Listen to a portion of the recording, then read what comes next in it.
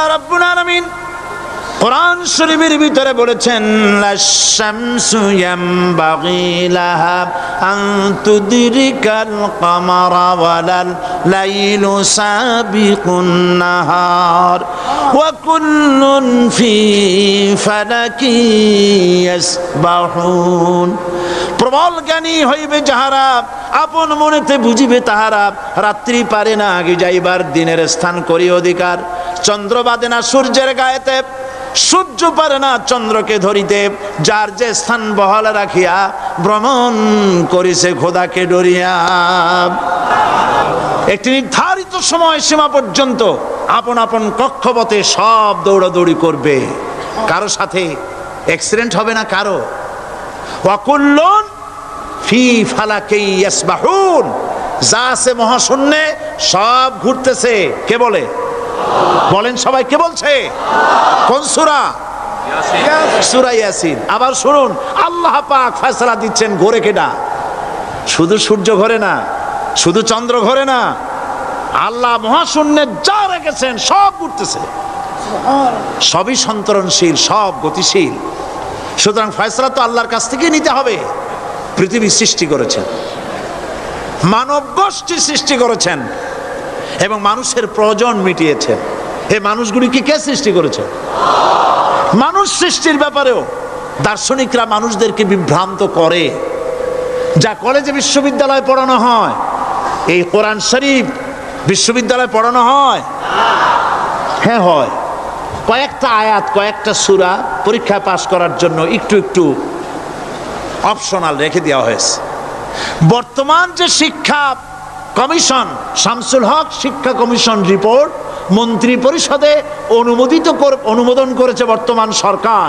এই শিক্ষানীতিতে বলা হয়েছে ক্লাস 1 থেকে নিয়ে ক্লাস 5 পর্যন্ত ধর্মীয় শিক্ষা দিতে দেওয়া হবে না। তাহলে ক্লাস 5 পর্যন্ত যদি ধর্মীয় শিক্ষা না থাকে, তাহলে ক্লাস 6-7-এ ওঠার পর আলিফ জাওরা বাজাবর বা আনাকুম জানাকুম ছেলেরা পড়বে?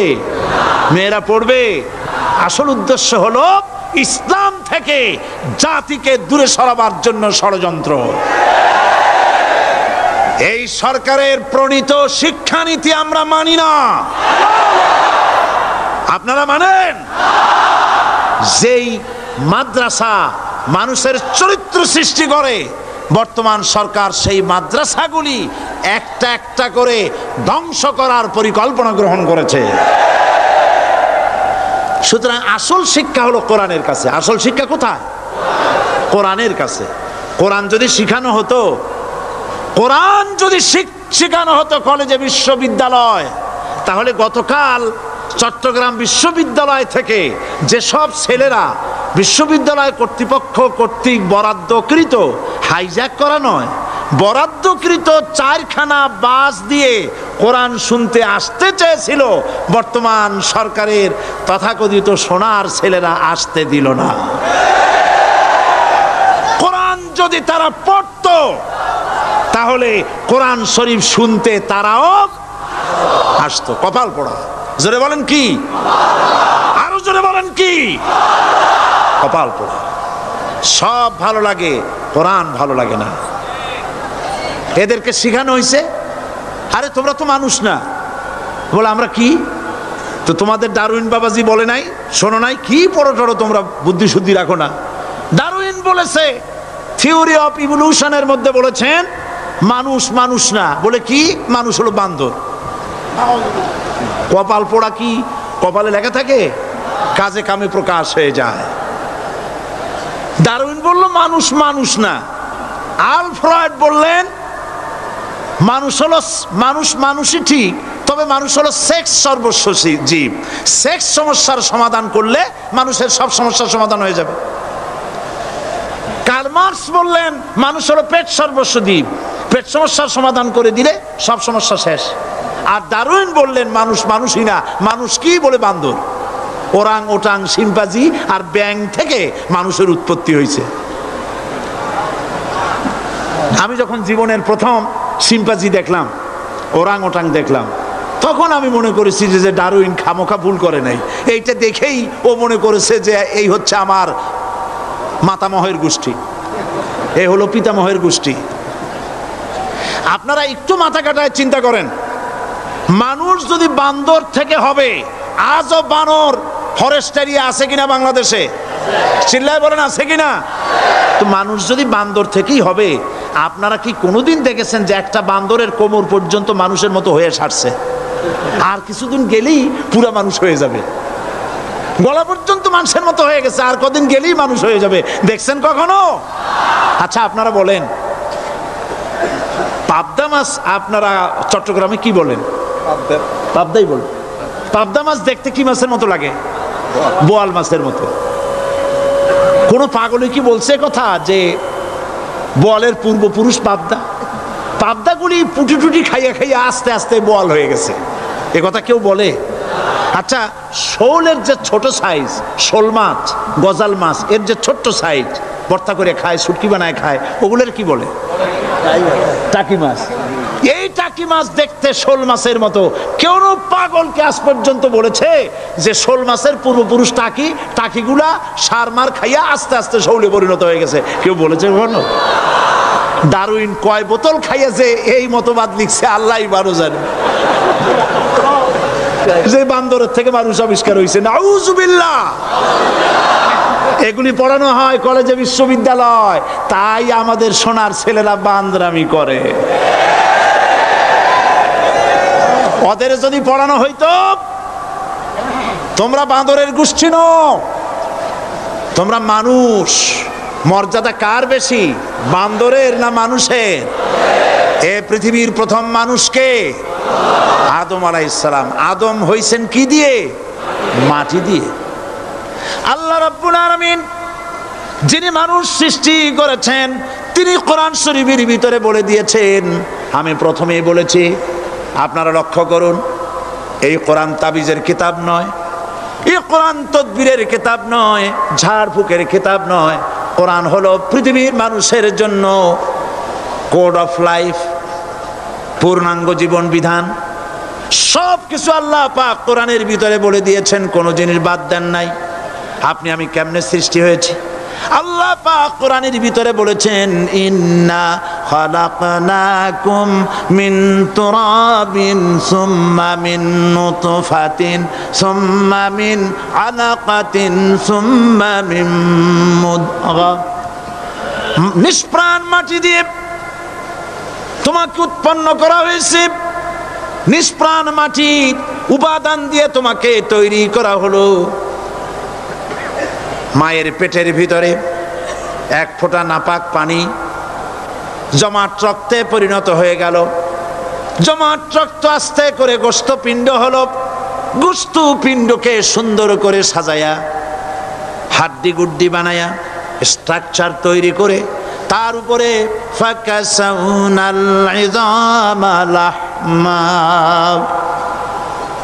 চামড়া দিয়ে গোস্ত দিয়া সাজায়া সুন্দর করে বানালাম। আল্লাহর পরিচয় শুনুন, আল্লাহ আমার কেমন আল্লাহ।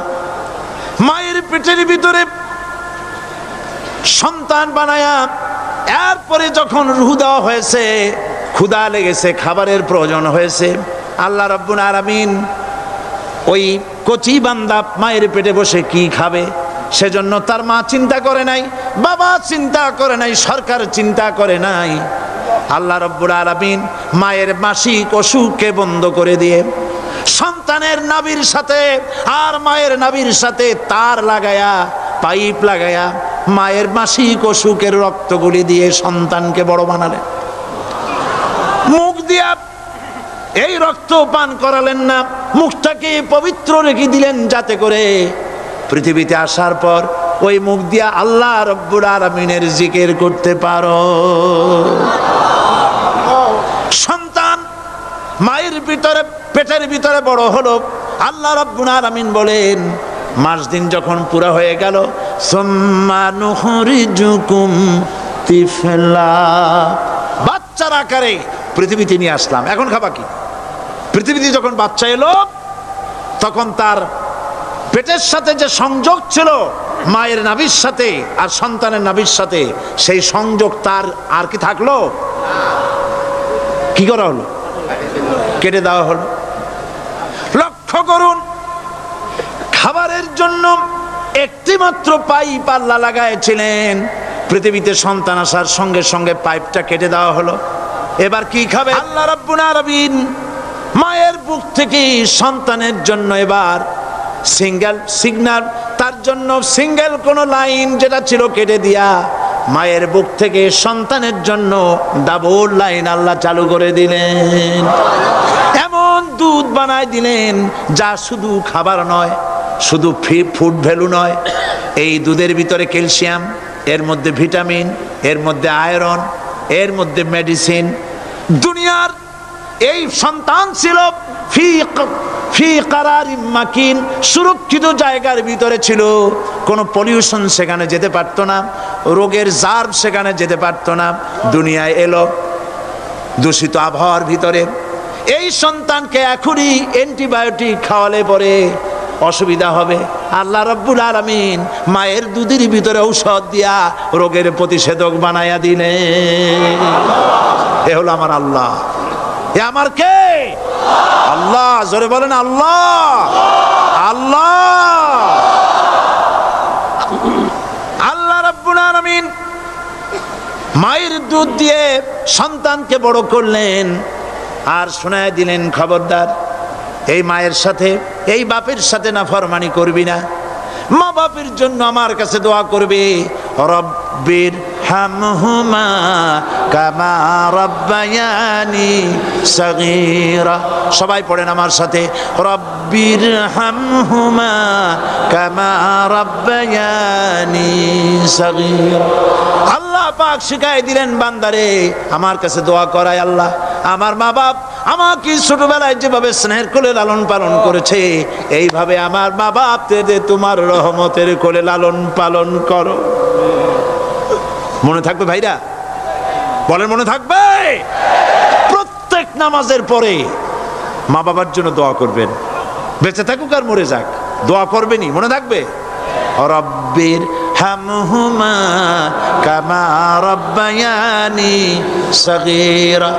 আবার পড়েন, রব্বির হামহুমা কামা রাব্বায়ানি সগীরা। আল্লাহ পাক মায়ের মর্যাদা এত বাড়াইছেন। সাহাবী প্রশ্ন করেছে, ইয়া রাসূলুল্লাহ খেদমত করব কার? হুজুর বলেন তোমার মায়ের, তারপরে কার? তোমার মায়ের, তারপরে কার? তোমার মায়ের, তারপরে কার? তোমার পিতার। বাপের চাইতে মায়ের মর্যাদা আল্লাহ 3 গুণ বাড়াইয়া দিলেন, 3 গুণ বৃদ্ধি করে দিলেন। হাদিস শরীফে এসেছে, হযরত আবী হুরায়রা রাদিয়াল্লাহু তাআলা আনহু রাসূলের কাছে এসে রাতের বেলায় কাঁদতেছিলেন। হুজুর প্রশ্ন করলেন, আবু হুরায়রা কাঁদো কেন? হযরত আবু হুরায়রা বলছেন, হুজুর মা আমাকে মেরেছে। তিনি প্রশ্ন করলেন, আচ্ছা মা তোমারে মারলো কেন? তুমি কি কোনো বেয়াদবি করছো? তিনি বললেন না। তবে মারলো কেন? হযরত আবু হুরায়রা বলেন, ইয়া রাসূলুল্লাহ আপনার খেদমত থেকে বাড়ি ফিরতে আমার দেরি হয়ে গিয়েছিল। গভীর রাত্রে যখন বাড়ি গেছি, মা আমাকে প্রশ্ন করলেন, বাবা দেরি হলো কেন, কোথায় ছিলি? তাম পৃথিবীর মানুষ যেই কদম মোবারক চুমু দিতে পারলে ধন্য হয়ে যায়, সেই আখিরি জামানার পয়গম্বর নবী মুহাম্মদ রাসূলুল্লাহ সাল্লাল্লাহু আলাইহি সাল্লামের দরবার থেকে আসতে আমার দেরি হয়ে গেছে। ইয়া রাসূলুল্লাহ আমার মা আপনার নাম শুনে তার গা জ্বলে উঠল। তিনি কাফের, মুশরিকা। আপনার নাম শুনে অগ্নি শর্মা হয়ে আমাকে ধরে পিটানো আরম্ভ করলেন আর বললেন, আবু হুরায়রা হয় মুহাম্মদ সাল্লাল্লাহু আলাইহি সাল্লামের বাড়ি ছাড়বি, নইলে আমার বাড়ি ছাড়বি, কি করবি বল। মার খেতে খেতে আমি বললাম, মা তোমার গায়ে যত শক্তি আছে আমারে মারো, তোমার বাড়ি শুদ্ধ, তাম দুনিয়াটা ছেড়ে দিতে পারি, মুহাম্মদ রাসূলুল্লাহর কদম মোবারক ছেড়ে দিতে পারি না। হুজুর আমার মা গলা ধাক্কা মেরে আমাকে বের করে দিয়েছেন। হুজুর বলছেন, আবু হুরায়রা মা তোমাকে মেরেছে আর আমার কাছে নালিশ করছো, আমি তোমার মায়ের কোনো বিচার করতে পারবো না। সুবহানাল্লাহ। এত বড় পাওয়ারফুল নবী, শানওয়ালা, ইজ্জতওয়ালি, বরকতওয়ালি, এত বড় নবী বলছেন মা মেরেছে, আমার করার কিচ্ছু নাই। সুবহানাল্লাহ। তোমার মা মুশরিকা হোক আর যাই হোক তোমার মা। সুবহানাল্লাহ বলেন। আমার বন্ধুগণ, হযরত আবু হুরায়রা বলেন, ইয়া রাসূলুল্লাহ, মায়ের বিরুদ্ধে কোনো অভিযোগ নিয়ে আমি আপনার কাছে আসি নাই। হুজুর বললেন, কেন আসছো বলো খুলে। আবু হুরায়রা বলেন, হুজুর আমি জানি আপনি আল্লাহর দরবারে যদি কোনো ব্যাপারে হাত তোলেন আল্লাহ মঞ্জুর করে ফেলেন। আপনি দয়া করে আমার মার জন্য দোয়া করেন, আল্লাহ যেন হেদায়েত দিয়ে দেন। আমার নবীজি দুখানে হাত উত্তোলন করলেন, বললেন, আল্লাহুম্মা ইহদি উম্মা আবি হুরায়রা, আয় আল্লাহ আমি দোয়া করতেছি আবু হুরায়রার মাকে হেদায়েত নসিব করো। হুজুর হাত তুলে মোনাজাত করছেন, আবু হুরায়রা দৌড় দিলেন বাড়ির দিকে। কয়েকজন সাহাবী হযরত আবু হুরায়রার জামা টেনে ধরেছে, এই ভদ্রলোক দৌড়ায় কেন? এত শান্ত মানুষ, কখনো গরম হয়ে কারো সঙ্গে কথা বলে না। এই মানুষটা দৌড়ায় কেন? কোনো বিপদ হইল নাকি? জামা টেনে ধরে বলে, আবু হুরায়রা দৌড়াও কেন? হযরত আবু হুরায়রা বলেন, জামা ছেড়ে দাও, কোনো বিপদ আমার হয় নাই, আমি দৌড়াইয়া বাড়ি যাই দেখতে চাই। আমি দৌড়াইয়া আগে বাড়ি যেতে পারলাম না, আমার নবীর দোয়া আগে আমার বাড়ি চলে গেছে, আমি এটা দেখতে চাই। হযরত আবু হুরায়রা দৌড়াতে দৌড়াতে বাড়ি চলে গেছেন। দরজায় নক করলেন, ভেতর থেকে আওয়াজ এলো, কে? তিনি বললেন, আমি আবু হুরায়রা, মা দরজা খুলে দাও, আমি তোমার সন্তান। মা বললেন, বাবা অপেক্ষা করো, দরজা খুলতেছে। হযরত আবু হুরায়রা বলেন, মায়ের গলার আওয়াজের ভেতরে কুফরি কর্কশতা পেলাম না, মায়ের গলার আওয়াজের ভেতরে তাওহীদের নরমিয়াত পেলাম। আমার কাছে মনে হলো আমি আবু হুরায়রা বাড়ি আসার আগে নবীজির দোয়া আল্লাহর আরশে পৌঁছে গেছে। আবু হুরায়রা বলছেন, মা আমার কিছুক্ষণ পরে ঘরের থেকে বেরিয়ে এসেছেন, আমি দেখলাম মায়ের শরীর ভিজা, মাথার চুল দিয়া পানি টপকাচ্ছে।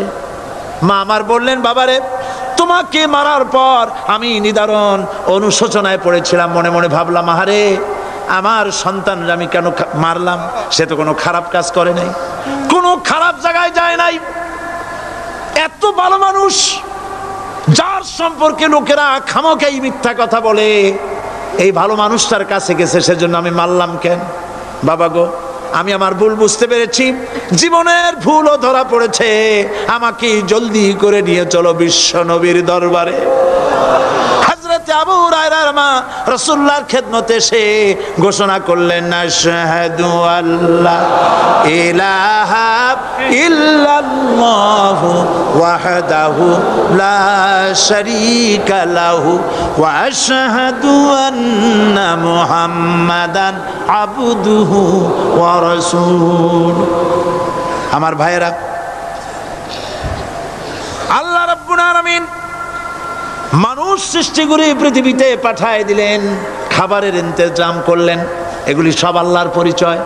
আল্লাহরে চেনার জন্য বড় বড় কিতাব ঘাটা লাগে না, কিসমতে যদি থাকে দুই একটা দৃষ্টান্ত যথেষ্ট হয়ে যায়। সুবহানাল্লাহ, সুবহানাল্লাহ, দুই একটা দৃষ্টান্ত যথেষ্ট। আল্লাহ পাক সমস্ত সৃষ্টি জগৎকে তৈরি করলেন, সৃষ্টি করলেন, আর তাদের খাদ্যের ব্যবস্থা করলেন। কে করেছেন খাদ্যের ব্যবস্থা?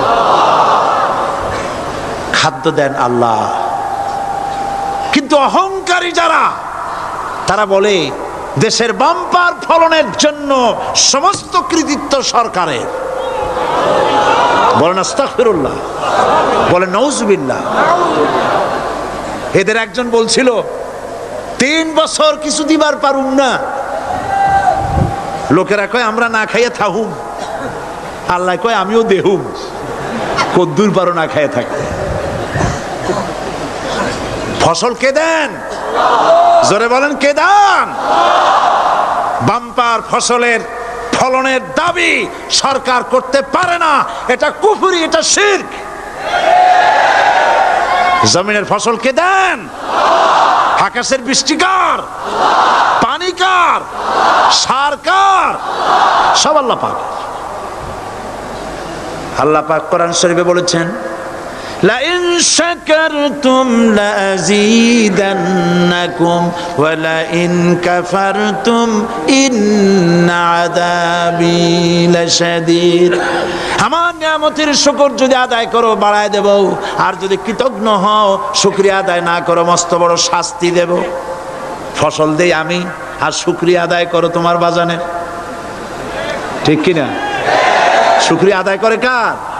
বাজানের। একটা লোকের, একটি মানুষের যেই প্রশংসা এই সরকার করলো বিগত 4.5 বছর ধরে, একটা মানুষের যত জিকির করলো প্রশংসা করলো ছবি টানাইলো, যদি এতটা জিকির এতটা স্মরণ আল্লাহ রাব্বুল আলামিনের করত, ওদের জন্য আল্লাহর জান্নাতের দরজা খোলা হয়ে যেত। প্রশংসা করবে কার? চিল্লায় বলুন, আল্লাহ পাকের প্রশংসা করো। খেতে দেওয়ার মালিক তিনি। আল্লাহ পাক বলছেন আল্লাহকে, তার পরিচয় আল্লাহ তুলে ধরেছেন, ওয়ামা মিন দাব্বাতিন ফিল আরদি ইল্লা আলাল্লাহি রিজকুহা। এই পৃথিবীর ভিতরে এমন কোন বিচরণশীল জীব নাই যার রিস্কের দায়িত্ব আমি আল্লাহ গ্রহণ করি নাই। সুবহানাল্লাহ বলবেন না? রিস্কের দায়িত্ব কার হাতে? আচ্ছা দেখুন তো, পৃথিবীর সমস্ত সরকারের কাছে বিভিন্ন মন্ত্রণালয় আছে না? খাদ্য মন্ত্রণালয় বলে কোনো মন্ত্রণালয় আছে কিনা? আছে। খালি কয় খামু আর খামু। খাদ্য মন্ত্রণালয় আছে, থাকার পরেও মানুষ না খাইয়া মরে, ঠিক কিনা? এবার একটু তাকান তো, জ্ঞানের চক্ষু দিয়া তাকান। ফরেস্ট এরিয়া, বাঘ আছে কিনা? নাই। সিংহ আছে কিনা? গন্ডার আছে কিনা? হাতি আছে কিনা? বিশাল বিশাল প্রাণী আছে কিনা? জঙ্গলে ছোট্ট প্রাণী থেকে পোকা থেকে শুরু করে গন্ডার পর্যন্ত, টুনটুনি পাখি দিয়ে শুরু করে ঈগল পাখি পর্যন্ত, নদীর ভিতরে ছোট্ট চুনু পুঁটি থেকে শুরু করে তিমি মাছ পর্যন্ত। প্রাণী তত্ত্ববিদরা বলেছেন সমুদ্রের ভিতরে এমন এমন বড় বড় তিমি আছে যে একটা তিমির ওজন 5000 টন পর্যন্ত হয়ে যায়। 5000 টন তিমিটার ওজন। এর যখন বাচ্চা হয় তখন বাচ্চার দৈনিক দুধ লাগে 50 থেকে 60 মণ পর্যন্ত। কে ব্যবস্থা করে? রুহান ফেরেশতা। তো ওর মা যেমন বাচ্চা তো সেরকম হবে, ঠিক কিনা? কে দেয় খাবার? এবার দেখেন তো, আপনার দেশের এই জঙ্গলে কত হাতি আছে। হাতিরা মিছিল করে আসছে যে আল্লাহ আমাদের এখন আর খাইতে যেতে দিতে পারে না, বাংলাদেশের গভর্নমেন্ট কিছু দাও। আসছে না, খাইয়া ক্ষুধার জ্বালায় হাতি মরেছে, বাঘ মরেছে, সিংহ মরেছে। এর কোনো দৃষ্টান্ত আছে?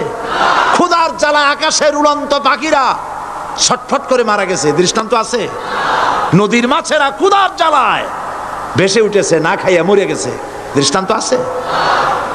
মহান আল্লাহ রাব্বুল আলামিন কোরআন শরীফের ভিতরে বলেছেন অনেক প্রাণী এমন আছে যারা তাদের খাদ্যকে সঞ্চয় করে না, খাদ্যকে জমা করে না, আহরণ করে না। সকালবেলায় একটা খাবার খেলো, দুপুরে কি খাবে তার জানা নাই। শকুন পৃথিবীর মাটি থেকে 3 মাইল উপরে ওড়ে, তার চোখকে আল্লাহ পাক এত তীক্ষ্ণ বানিয়ে দিয়েছেন। এই চট্টগ্রামের কোথায় মরা গরু আছে 3 মাইল উপর দিয়ে দেখতে পায়? সুবহানাল্লাহ করতে ইচ্ছে করে না। এই প্রাণীগুলি খাবারগুলি কোনো গভর্নমেন্ট জোগাড় করে রাখে নাই। আল্লাহ পাক বলেন সবার খাবার আমি দেই। সকালবেলায় সমস্ত প্রাণীগুলি, মহাশূন্যে পাখি, পানির ভিতরে মৎস্যরাজি, জঙ্গলের ভিতরে হিংস্র প্রাণী, পোকামাকড় থেকে শুরু করে সবগুলো খালি পেটে সব বেরিয়ে যায়, কারো কোনো খাবারের মজুদ নাই। সন্ধ্যা হতে না হতে সমস্ত প্রাণীগুলির পেট ভরাইয়া আমি আবার যার যার ঘরে বেরায় দেই। মা মিন দাব্বাতিন ফিল আরদি ইল্লা আলাল্লাহি রিজকুহা। সমস্ত প্রাণীর রিজকের দায়িত্ব আমি আল্লাহর হাতে। কে দেয় রিজেক? জোরে বলুন, কে দেন? আল্লাহ পাক। কি খাবেন সব আল্লাহ জোগাড় করে দিয়েছেন। তরি তরকারি জোগাড় করেছেন, মাছ জোগাড় করেছেন, চাউল দিয়েছেন, খাবার দিয়েছেন, গোশ দিয়েছেন, সব দিয়ে দিয়েছেন। আল্লাহ রাব্বুল আলামিন সমস্ত জিনিস দিয়ে মানুষকে আল্লাহ পাক তার জন্য আল্লাহ সব করেছেন। খালাকালাকুম মা ফিল আরদি জামিআ। এই পৃথিবীতে যা তৈরি করেছে সব তোমার জন্য। এ হচ্ছে আমার আল্লাহ। এ হচ্ছে আমার কে? আল্লাহ। সে আল্লাহ পাক বলছেন, আল্লাহর পরিচয়, তিনি স্রষ্টা, তিনি রিজেক দাতা। এবার আইনদাতা কে? আইনদাতা কে? আরো জোরে বলুন। আইনদাতা আল্লাহ হচ্ছে আল্লাহর পরিচয়। ইনিল হুকমু ইল্লা লিল্লাহ আলা লাহুল খালকু ওয়াল আমর। সৃষ্টি যার, আইন চলবে তার। আমার দেশে আল্লাহর আইন চলছে? আমাদের দেশের কল কারখানা, ক্ষেত খামার, অফিস আদালত আল্লাহর আইন অনুযায়ী চলে? চলে না। বরং আল্লাহর আইনকে মুছে ফেলার জন্য নিজেদের আইন সৃষ্টি করার জন্য প্রচেষ্টা চালানো হচ্ছে। আল্লাহর আইন মানুষের জন্য সব থেকে বেশি উপযোগী, কারণ সৃষ্টি করেছেন কে? বলেন, কে করেছেন? আল্লাহ। প্রত্যেকটি মেশিন আপনি যা কিনবেন, রেডিও হোক, টিভি হোক, যে কোনো যন্ত্র হোক, গাড়ি হোক, তার সাথে একটা লিটারেচার, একটা বই তার সঙ্গে দিয়ে দেওয়া হয়। ওই বইয়ের মধ্যে লেখা থাকে এটা কিভাবে চালানো হবে, অপারেট করা হবে, তার সিস্টেম লেখা থাকে। আপনার ইচ্ছা মতো চালাইলে হবে না। এই মানব গোষ্ঠীকে সৃষ্টি করেছেন। এখন আপনি যদি আপনার আইন মতো চালান, তা কি চলবে?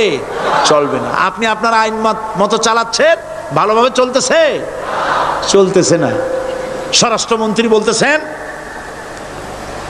সন্ত্রাসীদেরকে মাটির তলা থেকে খুঁজে বের করা হবে, কিন্তু নাকের উপর দিয়া ব্রিফকেস চুরি হয়ে যায়, উনি তা ধরতে পারেন না। এই হলো আইন। অনাবরত খুন হচ্ছে, অনাবরত সন্ত্রাসী তৎপরতা চলছে। আর ওনারা বলছেন আগের থেকে এগুলি চলে আসছে, একজনের খুনের বিচার না হইলে এরকম খুন তো হইতেই থাকবে। তাহলে খুনকে, হত্যাকে, সন্ত্রাসকে সরকার জাস্টিফাইড করছেন। নাউজুবিল্লাহি মিন যালিক। এই জন্য আইন হতে হবে আল্লাহর। আইন হতে হবে কার? চিল্লায় বলেন, আল্লাহ পাকের আইন হতে হবে। আমি একদিন পার্লামেন্টে বলেছিলাম, আমার দেশের নেতা নেত্রীরা বারবার হজ করতে যান, উমরা করতে যান, সেখান থেকে আসার সময় কি আনেন? আতর, পাথর, সুরমা আর খুরমা, এই কিছু নিয়ে আসলেন। কিন্তু আমি বলেছি, আপনারা কি কিছু চোখে দেখেন না? পার্লামেন্টে এইভাবে বক্তৃতা করেছে, কিছু চোখে দেখেন না? আমি প্রশ্ন করে আমি আবার জবাব দিচ্ছি, আপনারা যারা হজ করতে যান, উমরা করতে যান, হজের কথাই ধরি, এই হজ করতে যখন যান তখন মুজদালিফায় একটা রাত কাটাইতে হয়। সেটা কোন দিন? ইয়াউমে আরাফার পরের দিন। এই মাঠে দালান কোঠা আছে, এখানে বেড়া আছে, শামিয়ানা আছে, পর্দা আছে, তাবু আছে, কিচ্ছু নাই। লক্ষ লক্ষ নারী আর পুরুষ পাশাপাশি শুয়ে থাকে, তাও সুবহানাল্লাহ কইতে ইচ্ছা করে না। সারা রাত জনে জনে পুলিশ পাহারাদার নাই। কিরকম মেয়ে এলো, চাঁদের সৌন্দর্য হার মানায় দিতে পারে এরকম সুন্দরী, এরকম সুন্দরী নারী, সুদর্শন পুরুষ পাশাপাশি রাস্তার ধারে মরুভূমির ভিতরে সারা রাত কাটাচ্ছে। ইয়াউমে আরাফার পরের রাতটা, একটা রাত পুরা। এভাবে চলতেছে বছরের পর বছর। শতাব্দীর পর শতাব্দী, সহস্রাব্দীর পরে সহস্রাব্দী। আমি প্রশ্ন করি, পৃথিবীর ইতিহাসে কেউ কি এমন কথা বলতে পেরেছে, লিখতে পেরেছে যে মুজদালিফার রাতে সেখান থেকে 10টা নারী হাইজ্যাক হয়েছে, 5টা নারী লাঞ্ছিত হয়েছে? বলতে পারবে? গভীর রাত্রে পুরুষ সঙ্গী ছাড়া সুন্দরী রমণী, যুবতী রমণী একাকিনী নিজের ঘর ছেড়ে আল্লাহর ঘরে তাওয়াফ করতে আসে। তাওয়াফ সেরে তাহাজ্জুদের নামাজ পড়ে আল্লাহর কাছে মোনাজাত করে একা একা হাজার হাজার লাখো পুরুষের ভিতর থেকে আপন ঘরে ফিরে যায়। কারো বাবার হিম্মত নাই একবার তাকায় সে তো রূপ উপভোগ করার জন্য আবার তাকায়, অথবা তার আঁচল ধরে টান মারে। আছে ইতিহাস? কথা কন না কেন? সুন্দরী একটা মাইয়া মক্কা থেকে মদিনা থেকে পাওয়া যায় না, 15 দিন হয়ে গেছে। হয়েছে কখনো? এবার জবাব দেন, কেন হয় না? কেন হয় না? আমার দেশের মেয়েরা রাস্তা দিয়ে হাঁটতে পারে না। হাই স্কুল মেয়েদের, হাই স্কুল মেয়েদের কলেজ যখন ছুটি হয়, তথাকথিত সোনার ছেলেরা গেটের সামনে এতিমের মতো কাড়ায় থাকে। অনবরত হাইজ্যাক হচ্ছে, ধর্ষণের সেঞ্চুরি হচ্ছে। আর ওখানে হয় না কেন? ওখানে হয় না এই কারণে, এই কোরআনের আইন আল্লাহ রাব্বুল আলামিন যে আইন দিয়েছেন, ওখানে আইন বলবৎ আছে। আছে নাকি? আছে কিনা? কোন পুরুষ কোন নারীকে ধর্ষণ করেছে যদি প্রমাণিত হয়, সে যদি ফাহাদের ছেলে হয় আর ফাহাদের মেয়েও হয়, কোরআনের শাস্তি হলো পাথর মেরে উড়াইয়া দাও।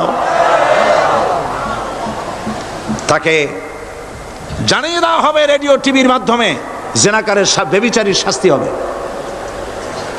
চতুর্দিকে হাজারো লোকেরা দাঁড়াবে, হাতে পাথর নিয়ে পাথর মেরে তাকে তার গোশত হাড্ডি বাতাসের সাথে উড়ায় দেবে। একজন মানুষ আর একজন মানুষকে খুন করলো, এই আসামি ধরা পড়ে গেল, কোরআনের শাস্তি হলো যখন ধরা পড়বে প্রমাণিত হবে, যেমন ভাবে হত্যা করেছে পরেও হত্যা করো। এই দৃশ্য, এই আইন যদি বাংলাদেশে যদি এই আইন চালু হয়ে যেত, খুনের আসামি ধরা পড়েছে জেনার আসামি, প্রকাশ্য ময়দানে এলো, সাক্ষী প্রমাণে কোর্টে প্রমাণিত হলো সত্যি সে খুনি। এই বিশাল আউটার স্টেডিয়ামের মাঝখানে খুনি কি দাঁড় করাও, চতুর্দিকে হাজারো লাখো মানুষ থাকুক, রেডিও টিভির ক্যামেরা কার্যকর হবে, পত্র পত্রিকার সাংবাদিকরা আসবে, তরবারির এক আঘাতে খুনির কল্লাটা উড়ায় দাও, দেহটা নিঃসাড় হয়ে জমিনে পড়ে যাবে। এই দৃশ্য যারা দেখবে স্বচক্ষে, রেডিওতে, পত্র পত্রিকায়, আর 1 বছরের ভেতরে খুন করার হিম্মত কারো কলিজায় উঠবে? জেনাকারের পাথর মেরে উড়িয়ে দেওয়ার শাস্তি যদি চোখে কেউ দেখে, জেনা করার পুলক আর জাগবে? এটা নাম আল্লাহর আইন। এই আইন কার? এই আইন কার? এই আইন যতদিন পর্যন্ত বাংলার মানুষের, মুসলমানদের উপরে কার্যকরী না হচ্ছে, এই দেশে কার্যকরী না হবে, ততদিন পর্যন্ত হত্যা, ধর্ষণ, খুন বন্ধ হবে না। বন্ধ হবে? সুতরাং এই আইন হচ্ছে কার? আরো জোরে বলেন, আল্লাহ রাব্বুল আলামিন। মহান আল্লাহ রাব্বুল আলামিনের এই আইন অনুযায়ী যদি দেশ চলে, মানুষ শান্তি পাবে, চুরি বন্ধ হবে, ডাকাতি বন্ধ হবে, জেনা বন্ধ হবে, হত্যা ধর্ষণ বন্ধ হয়ে যাবে। নবীজি এমন একটি আইন চালু করে দিয়ে, কোরআনের বিধান চালু করে দিয়ে এমন একটা সমাজ চালু করেছিলেন, যেই সমাজ সম্পর্কে হুজুর নিজে বলেছেন, খায়রুল কুরুনে কারনি, সর্বশ্রেষ্ঠ যুগ হলো কার যুগ? আমার যুগ। সুবহানাল্লাহ বলেন। রাসূলের যুগ হলো সর্বশ্রেষ্ঠ যুগ। সেই কোরআন, সেই হাদিস আজও আছে না নাই? বলেন জোরে, আজও আছে না নাই? সেই কোরআন এবং সুন্নাহ দিয়ে দেশ শাসন হোক, এটা কি আমরা চাই? কারা কারা চাই দু হাত উঁচু করে দেখা।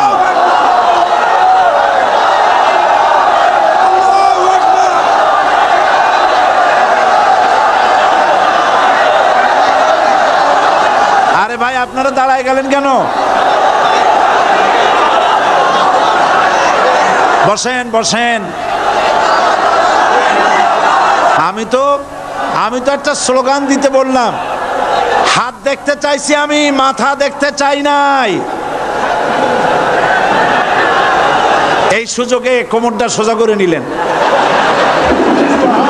আচ্ছা বসেন, আর মহব্বতের সাথে জিকির করেন লা ইলাহা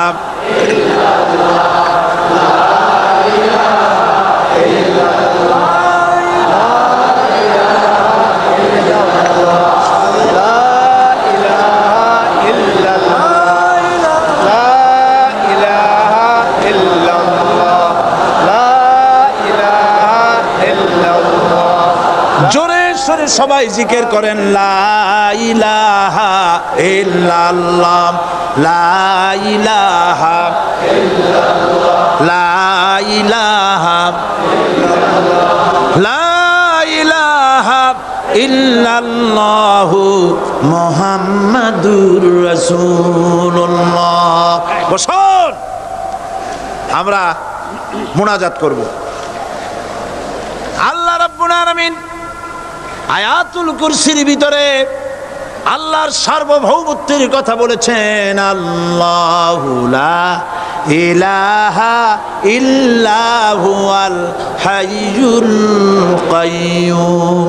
পড়েন আমার সাথে সবাই, আল্লাহু লা ইলাহা ইল্লা হুয়াল হাইয়ুল কাইয়্যুম। আল্লাহ হচ্ছেন যিনি ছাড়া কোনো ইলাহ নাই, তিনি শাশ্বত চিরঞ্জীব। সুবহানাল্লাহি ওয়া বিহামদিহি। আগামীকাল এর বাকি অংশ আমি আপনাদের সামনে আলোচনা করব ইনশাআল্লাহ। জোরে বলেন ইনশাআল্লাহ। দাঁড়ানো ভাইরা বসেন। আপনাদের পাশে যারা দাঁড়িয়েছেন অনুরোধ করে বসায় দেন। বলেন যে আর 5টা মিনিট বসেন, আল্লাহর রাস্তায় হাঁটেন না। হ্যাঁ বলেন বলেন, আপনারা যে আল্লাহর রাস্তায় হাঁটেন না, বসেন, সবাই বসেন। এত বড় মাহফিলের মুনাজাত, সুবহানাল্লাহ বলেন। চট্টগ্রামের ইতিহাসের শ্রেষ্ঠ মাহফিল, চিল্লায় বলেন সুবহানাল্লাহ। গোটা বিশ্বের কোরআনের শ্রেষ্ঠ মাহফিল, বলেন সুবহানাল্লাহ। যারা বলেন আলহামদুলিল্লাহ। আগামীকাল এ মাহফিলের আখেরি মুনাজাত হবে ইনশাআল্লাহ। বলেন ইনশাআল্লাহ। আমি আন্তরিকভাবে দুঃখিত, প্রতি বছর আমার মা বোনদের জন্য, চট্টগ্রামবাসী আমার মা বোনদের জন্য আলাদাভাবে তাদের প্রশ্নের উত্তর দেই এবং তাদের সামনে কোরআন হাদিসের কথা আলাদাভাবে বলি। এবছর দিন কম হয়ে গেল বলে মহিলারা, মা বোনেরা বঞ্চিতা হয়ে গেলেন। শিশু কিশোরদের জন্য আলাদাভাবে সমাবেশ করা হয়, তাও বঞ্চিত হয়ে গেল। এই বিশাল তাফসীরুল কোরআন মাহফিলের বরকত থেকে চিটাগংবাসীকে যারা বঞ্চিত করলো, আল্লাহ তাদের হেদায়েত নসিব করে দিন। যদি হৃদয় থাকে, যদি হৃদয় বলে কিছু থাকে, বিবেক বলে যদি কিছু থাকে, আর শরীর যদি মুসলমানের পিওর রক্ত থাকে, তাহলে বাড়ি বসে অনুশোচনা করা উচিত, চোখের পানি ফেলানো উচিত ওই সব লোকের যারা এই বরকতপূর্ণ মাহফিলকে বাধা দিয়েছে। আর যাদের কলজার মধ্যে আল্লাহ মোহর মেরে দিয়েছে, এগুলোর তো হেদায়েত হবে না। যাদেরকে আল্লাহ পাক তৈরি করেছেন জাহান্নামের জন্য, ওদের কাছে মাহফিল অসহ্য, সহ্যই হবে না। নাউজুবিল্লাহ বলেন। চট্টগ্রামবাসীর জন্য তাফসীরুল কোরআন মাহফিল নিয়ামত। এই নিয়ামত কিয়ামত পর্যন্ত আল্লাহ টিকায় রাখুন, বলি আমিন। আগামীকালের আখেরি মোনাজাতে সমস্ত মুসলমান চতুর্দিক থেকে আল্লাহ পাকের নারা লাগাতে লাগাতে আসবেন। আল্লাহু আকবার, নারায়ে তাকবীর। গোটা চট্টগ্রাম, গোটা চিটাগাং শহর আগামীকাল কোরআনের মিছিলের শহর হবে ইনশাআল্লাহ।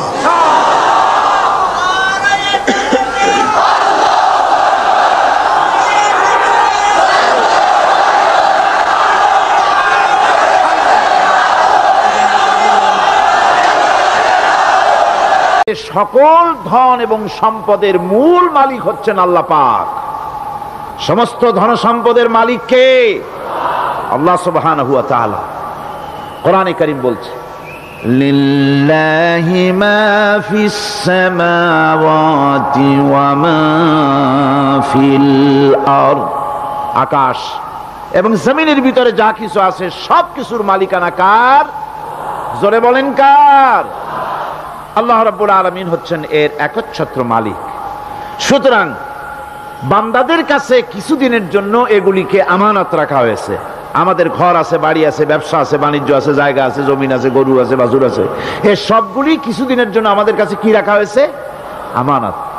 আমানতের মাল আপনি আপনার ইচ্ছা মতো খরচ করতে পারবেন না। আমানতের মাল কি ইচ্ছা মতো খরচ করা যায়? যায় না। আমানতের মালকে খরচ করতে হলে মূল মালিকের ইচ্ছা অনুযায়ী খরচ করতে হবে। মূল মালিককে আল্লাহ রাব্বুল আলামিন বলছেন, ইন্নাল্লাহা আশতারা মিনাল মুমিনিনা আনফুসাহুম ওয়া আমওয়ালাহুম বিআন্না লাহুমুল জান্নাহ। আমি আমার মুমিনের জান এবং মালকে খরিদ করে নিয়েছি, বিনিময় জান্নাত দিয়ে দিয়েছি। তোমার কাছে যে জান আছে, মাল আছে, এটা তোমার নয়, এটা আমার আমানত তোমার কাছে।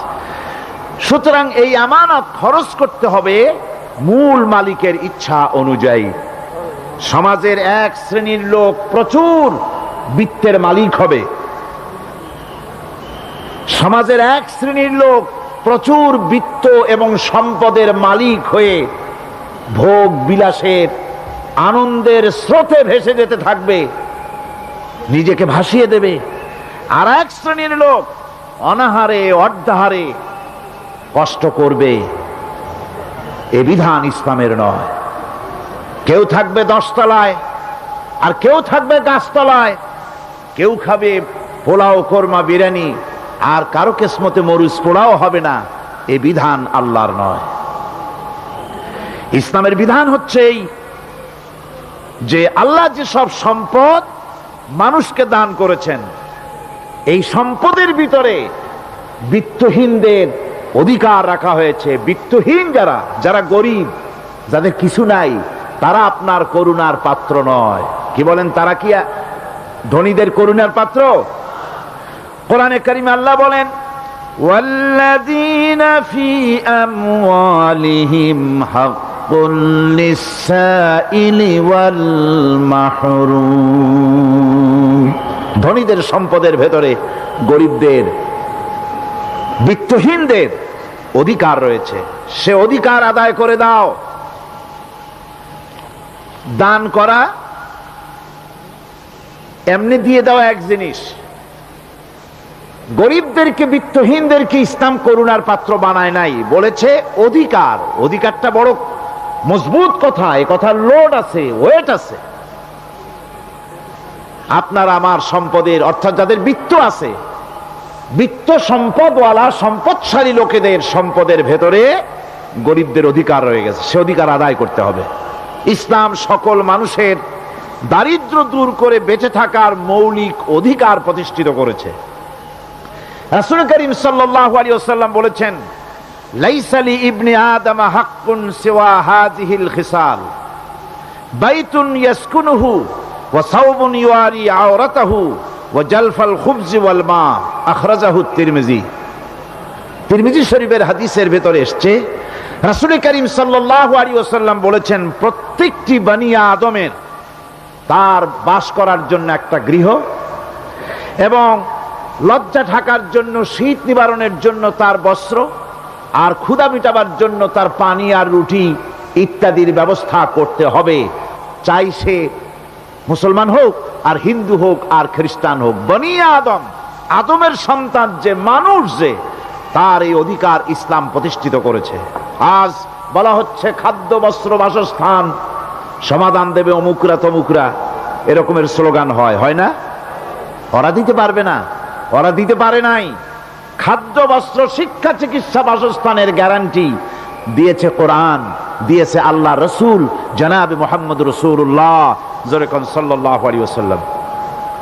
ইসলাম অর্থনৈতিক নিরাপত্তার জন্য যে সব পন্থা অবলম্বন করেছে সেটা হচ্ছে যে সমাজের কর্মক্ষম সকল ব্যক্তি রুজির জন্য পরিশ্রম করবে, কেউ বসে থাকতে পারবে না। এটা হচ্ছে ইসলামের নিয়ম, কেউ বসে থাকতে পারবে না।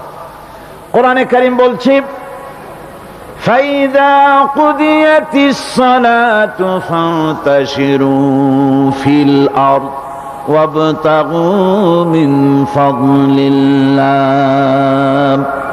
ফাইযা কুদিয়াতিস সালাত, যখন তোমার নামাজ সম্পূর্ণ হয়ে গেল, ফান্তাশিরু ফিল আরদ, ছড়িয়ে পড়ো আমার জমিনের উপরে, ওয়াবতাগু মিন ফাদলিল্লাহ, আর আমার অনুগ্রহ অনুসন্ধান করো। রুজি কামানো কোনো খারাপ জিনিস না। কেউ মনে করে সারাদিন বসে বসে আল্লাহর জিকির করব, কেউ দুনিয়াটারে ঝামেলা মনে করে জঙ্গলে চলে যেতে চায়, এটা নিয়ম না। আপনি বসে থাকতে পারবেন না, আপনাকে কাজ করতে হবে। রুজি কামাই করাটাকে কোরআনে কারিমে এতটা সম্মান দিয়েছে যেটাকে ফদলুল্লাহ বলা হয়েছে। ফদলুল্লাহ এটা আল্লাহর অনুগ্রহ, সুবহানাল্লাহ বলেন। এটাকে ফদলুল্লাহ বলা হয়েছে, এটা জিনাতুল্লাহ বলা হয়েছে। আপনি যে কাপড় চোপড় ব্যবহার করেন, এই কাপড় চোপড়ের ব্যাপারে আল্লাহ পাক প্রশংসা করেছেন, কাপড় চোপড় সুন্দর পরতে বলেছেন।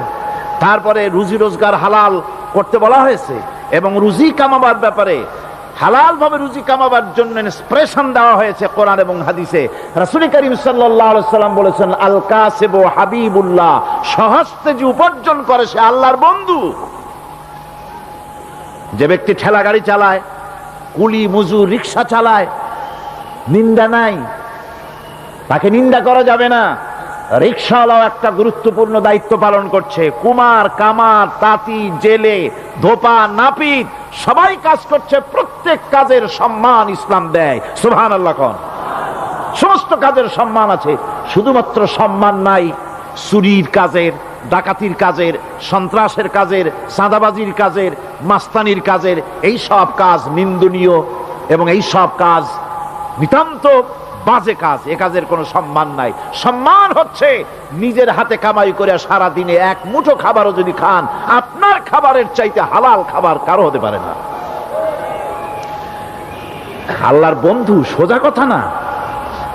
আল কাসিবু হাবিবুল্লাহ, সহস্ত উপার্জনের এত বরকত। সেজন্য অর্থনৈতিক নিরাপত্তার জন্য সমাজের প্রত্যেকটি কর্মক্ষম লোককে কাজ করতে হবে। কি করতে হবে? নামাজ পড়া হয়ে গেছে, এখন আর বসে থাকা চলবে না, নেমে পড়ুন কাজের জন্য, আল্লাহর অনুগ্রহ অনুসন্ধান করুন। এরপরে আল্লাহ পাক বলছেন আমার অনুগ্রহ রুজি কামাও, আর রুজি কামাবার সময় ওযকুরুল্লাহ যিকরান কাসীরা লাআল্লাকুম তুফলিহুন। আর জিকির করবা আমার বেশি, আমার জিকির করবা। বলা হচ্ছে রুজি অনুসন্ধান করো, আর বলা হচ্ছে আমার জিকির করো। তো জিকির আর রুজি সন্ধানের ভিতরে সামঞ্জস্য কি? সামঞ্জস্যটা হচ্ছে এই যে আপনি যখন উযকুরুল্লাহ কাসীরান, আপনাকে বেশি করে জিকির করতে হবে। জিকির মানে কি? স্মরণ করা। জিকির মানে কি? স্মরণ করা। আল্লাহকে স্মরণ করেন। রুজি যখন কামাতে যাবেন স্মরণ করবেন কারে? চিল্লায় কোন কারে? আপনি রুজি কামাবার জন্য চাকরি করতেছেন, অফিসে বসে যদি আল্লাহ রাব্বুল আলামিন আপনার স্মরণে থাকে, তাহলে ঘুষ খাওয়া আপনার জন্য সম্ভব হবে না। কথা ঠিক কিনা? আল্লাহ পাক বলছেন রুজি কামাবার জন্য তুমি যে পরিশ্রম করবে, ওই পরিশ্রমের সময় বেশি বেশি জিকির করো, আমারে স্মরণ রাখো। অফিসে বসে যখন তুমি কাজ করবে, আমি যদি স্মরণে থাকি, তাহলে তুমি ঘুষ খাইতে পারবা না। তুমি জমিন চাষ করবে, জমিন চাষ করার সময় আমি যদি তোমার স্মরণে থাকি, জমিনের আইল ঠেলা তোমার পক্ষে সম্ভব হবে না।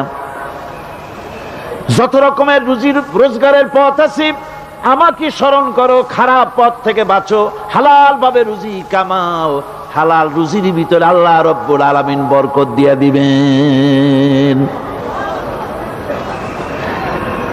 আর কাজ করার জন্য বলা হয়েছে, রাসূল করিম সাল্লাল্লাহু আলাইহি ওয়াসাল্লাম বলেছেন, ইজা সাল্লাইতুমুল ফাজরা ফালা তানুমু আন তালবি আরযাকিকুম। ফজরের নামাজ পড়া হয়ে গেছে, ঘুমায়ও না। আমাদের একটা আম অভ্যাস হয়ে গেছে ফজরের নামাজ পড়ে ঘুমানো। হাদিস শরীফে বলা হচ্ছে ফজরের নামাজ পড়া হয়ে গেছে, ঘুমায়ও না, রুজি তালাশ করো, রিজিক তালাশ করো, নিজের সাহায্য করো, অন্যকে সাহায্য করো, নিজের সংসারের জন্য কাজ করো, অন্যের জন্যও করো। হালাল ভাবে রুজি কামাই করে বউকে একটা ব্লাউজ কিনে দিয়েছেন, একটা শাড়ি কিনে দিয়েছেন, বাচ্চাকে ক্লাসের বই কিনে দিয়েছেন, বাজার থেকে মাছ তরিতরকারি কিনে। অক্ষম ব্যক্তিদেরকে সহযোগিতা করবে, যারা নাকি উপার্জন করতে পারে না, ওই জাতীয় লোকদেরকে তারা সহযোগিতা করবে।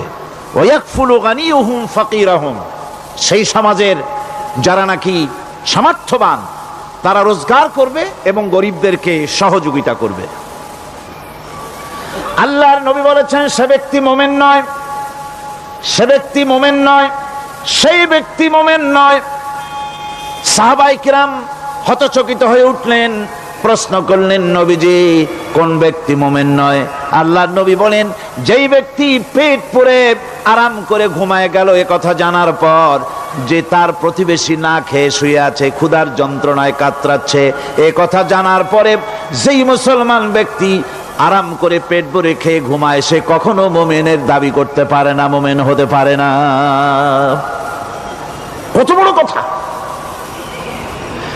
ইসলাম মানুষকে তাগিদ করেছে তার প্রতিবেশীর উপরে লক্ষ্য রাখার জন্য, তার প্রতিবেশীকে লক্ষ্য রাখার জন্য, গরিব মানুষের প্রতি লক্ষ্য রাখার জন্য। রাসূল করিম সাল্লাল্লাহু আলাইহি ওয়াসাল্লাম বলছেন, আইয়ু রাজুলিন মাতা দিয়ান বাইনা আগনিয়ায় ফাকাদ বারিয়াত মিনহুম জিম্মাতুল্লাহি ওয়া রাসূলিহি। আল্লাহর নবী বলেন, কোন ধনী ব্যক্তিদের মাঝে কোন গরিব প্রতিবেশী যদি না খেয়ে মারা যায়, তাহলে ওই এলাকার বিত্তশালী লোকদের সাথে আল্লাহর সমস্ত সম্পর্ক, রসুলের সব সম্পর্ক ছিন্ন হয়ে যায়। কে বলতে পেরেছে এত বড় কথা? মানুষের অর্থনৈতিক নিরাপত্তার জন্য কত বড় কথা বলেছে ইসলাম, বলেছে বিশ্বনবী জনাবে মুহাম্মদ রাসূলুল্লাহ সাল্লাল্লাহু আলাইহি ওয়াসাল্লাম।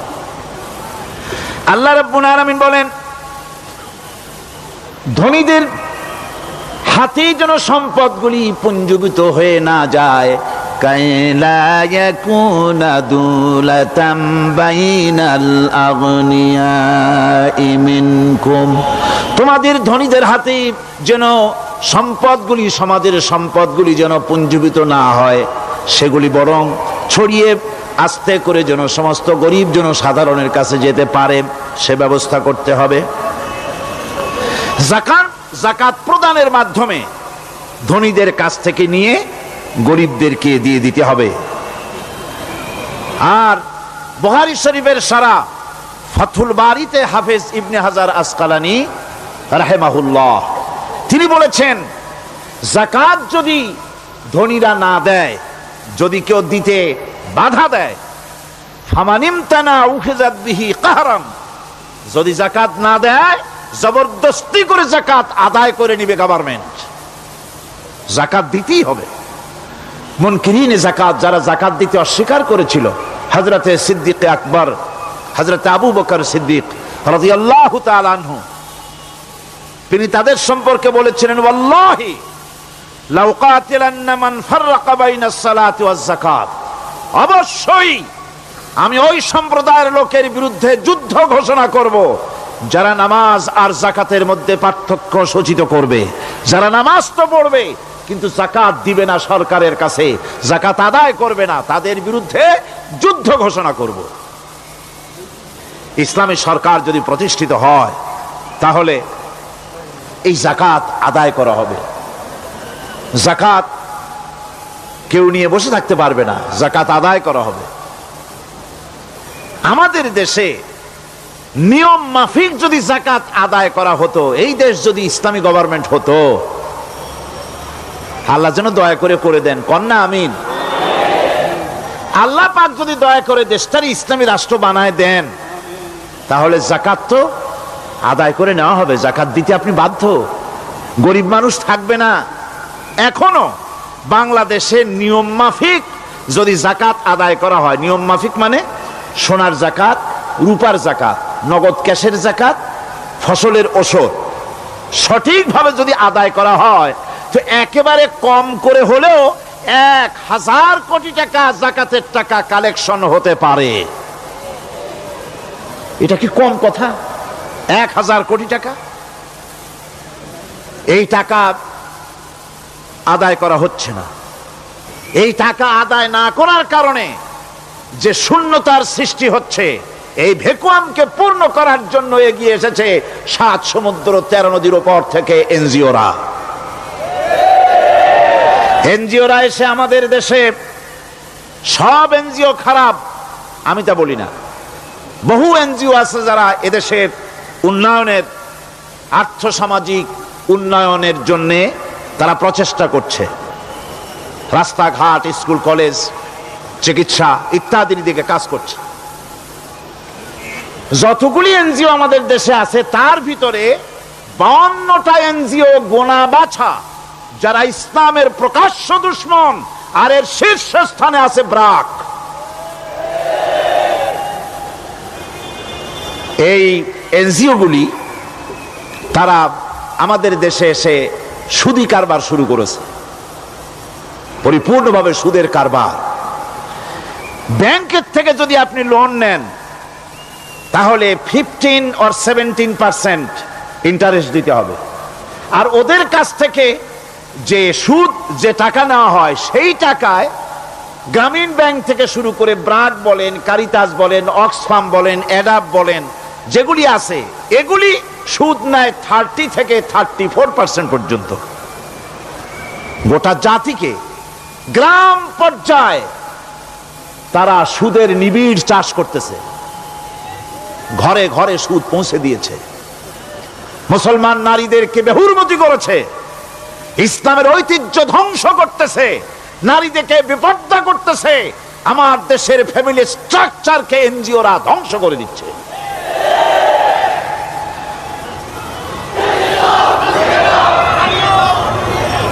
সুতরাং এনজিওরা এই সুযোগটা পেত না। যদি যাকাত কালেকশন করা হতো, আর যাকাত দিয়ে, যাকাত যে সব জায়গায় খরচ করতে হয়, সেই খরচ করার জায়গাগুলিতে সঠিকভাবে যদি ব্যয় করা হতো, এই অবস্থা হতো না। বাংলাদেশে সম্পদের অভাব নাই। যারা বলে বাংলাদেশ গরিব, আমি তাদের সাথে একমত নই। আক্ষরিক অর্থে বাংলাদেশ গরিব নয়, বাংলাদেশে সম্পদ আছে। বাংলাদেশে যে জিনিসটার অভাব, সেটা হচ্ছে ইনসাফ ভিত্তিক বন্টনের অভাব। এখানে কেউ তো 1000 বিঘা জমির মালিক, বিঘা বোঝেন না কি কন আপনারা? কানি। কেউ তো 1000 কানির মালিক, আর কারো তো রান্নাঘর উঠাবার জায়গা নাই। কথাটাই ঠিক কিনা? কেউ তো শত শত কোটি টাকা, কত কোটি টাকা যে আছে তা হিসাব করে মাসখানেক লাগবে, গুনিয়া খুলেইতে পারবে না। আর কারো তো একটা ট্যাবলেট কেনার পয়সা নাই। সুতরাং আমার দেশে যেভাবে গরিব বলা হয়, আক্ষরিক অর্থে ওইভাবে আমার দেশ গরিব নয়। আমাদের দেশে সম্পদ আছে, বহুত জমি অনাবাদি ফেলে রাখা হয়েছে। রাসূল করিম সাল্লাল্লাহু আলাইহি ওয়াসাল্লাম বলেছেন, সেই ব্যক্তির জমিন রাখার অধিকার নাই যে ব্যক্তি তা চাষের আওতায় না আনে। আছে না বহুত জমি পড়িয়া? আবাদযোগ্য জমি আমাদের দেশে আছে যা, তার 2,40,00,000 একর। আমাদের ভূমি সম্পদ রয়েছে, বনজ সম্পদ যা আছে সেটা হচ্ছে 32,53,860 একর জুড়ে বিরাট বনজ সম্পদ আমাদের আছে। ভূমি সম্পদ আছে, বনজ সম্পদ আছে। আমাদের রয়েছে পানি সম্পদ, প্রায় 250 নদী, 3000 600 বর্গ মাইল জুড়ে নদীগুলো প্রবাহিত আছে, আমাদের পানি সম্পদ আছে, আমাদের গ্যাস সম্পদ আছে, যে গ্যাস অন্তত 100 বছর চলতে পারে। প্রত্যেক বাড়িতে বাড়িতে গ্যাসের সংযোগ দিলেও 100 বছরে ফুরাবে না। আলহামদুলিল্লাহ কইতে ইচ্ছা করে না? জোরে কোন আলহামদুলিল্লাহ। আমাদের গ্যাস সম্পদ রয়েছে, আমাদের মৎস্য সম্পদ আছে, পশু সম্পদ আছে, কৃষি সম্পদ আছে, আরো রয়েছে বিপুল জনশক্তি। জনশক্তিকে আজ সবচাইতে বার্ডেন মনে করা হয়। জনশক্তিকে বলা হয় বাংলাদেশের সবচাইতে বড় সমস্যা, জনশক্তি সমস্যা। এটা হচ্ছে যে সরকার আসে তারই ভূতে পায়, যে যায় লঙ্কা সে আর মানুষ হালে ফেরে না, মানুষগুলি তার জন্য জ্বালা। অথচ এই মানব শক্তি হচ্ছে শ্রেষ্ঠ শক্তি।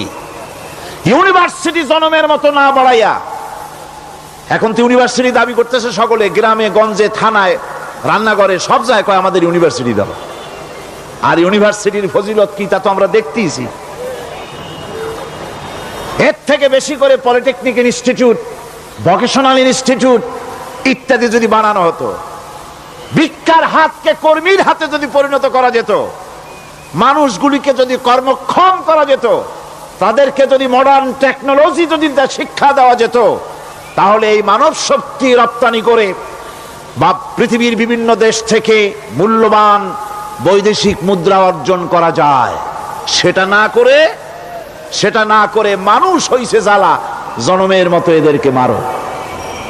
এটা হচ্ছে ট্রেনের থার্ড ক্লাস প্যাসেঞ্জার্স মেন্টালিটি। সেটা কিরকম? সেটা হচ্ছে ট্রেনে যখন মানুষ চলে তৃতীয় শ্রেণীতে, একবার উঠে বসলে সে অন্যের জন্য জায়গা ছাড়ে না। জায়গা খালি আছে, আরেকজন আসে বললে ভাই আমার একটু বসতে দাও, কয় না ভাই এখানে লোক আছে। আসলে কিন্তু লোক নাই। আপনি যদি বলেন যে সেই লোক আসলে আমি জায়গা ছেড়ে দেবো, ততক্ষণ তো বসি। আপনি বসলেন, এরপরে আপনি তো বুঝছেন যে লোকটা ফাঁকিতেছে, ওই চিন্তা আপনার মধ্যেও ঢুকবে, আর একজন আসবে বসার জায়গা আছে, আপনি বলবেন না এখানে জায়গা নাই। ট্রেনের থার্ড ক্লাস প্যাসেঞ্জারদের যে মন মানসিকতা, বর্তমান মুসলিম দেশগুলির সরকার প্রধানেরা ঠিক ট্রেনের থার্ড ক্লাস প্যাসেঞ্জারদের চাইতেও থার্ড ক্লাস। মানব শক্তিকে কাজে লাগাবার চিন্তা না করে উল্টা চিন্তা তারা করছেন। এত সম্পদ থাকা সত্ত্বেও বাংলাদেশ আজ যে অভাব সৃষ্টি হয়েছে তা কৃত্রিম, এবং তা সৃষ্টি হয়েছে এটা এর একমাত্র দায়ী এর জন্য রাজনৈতিক ষড়যন্ত্র।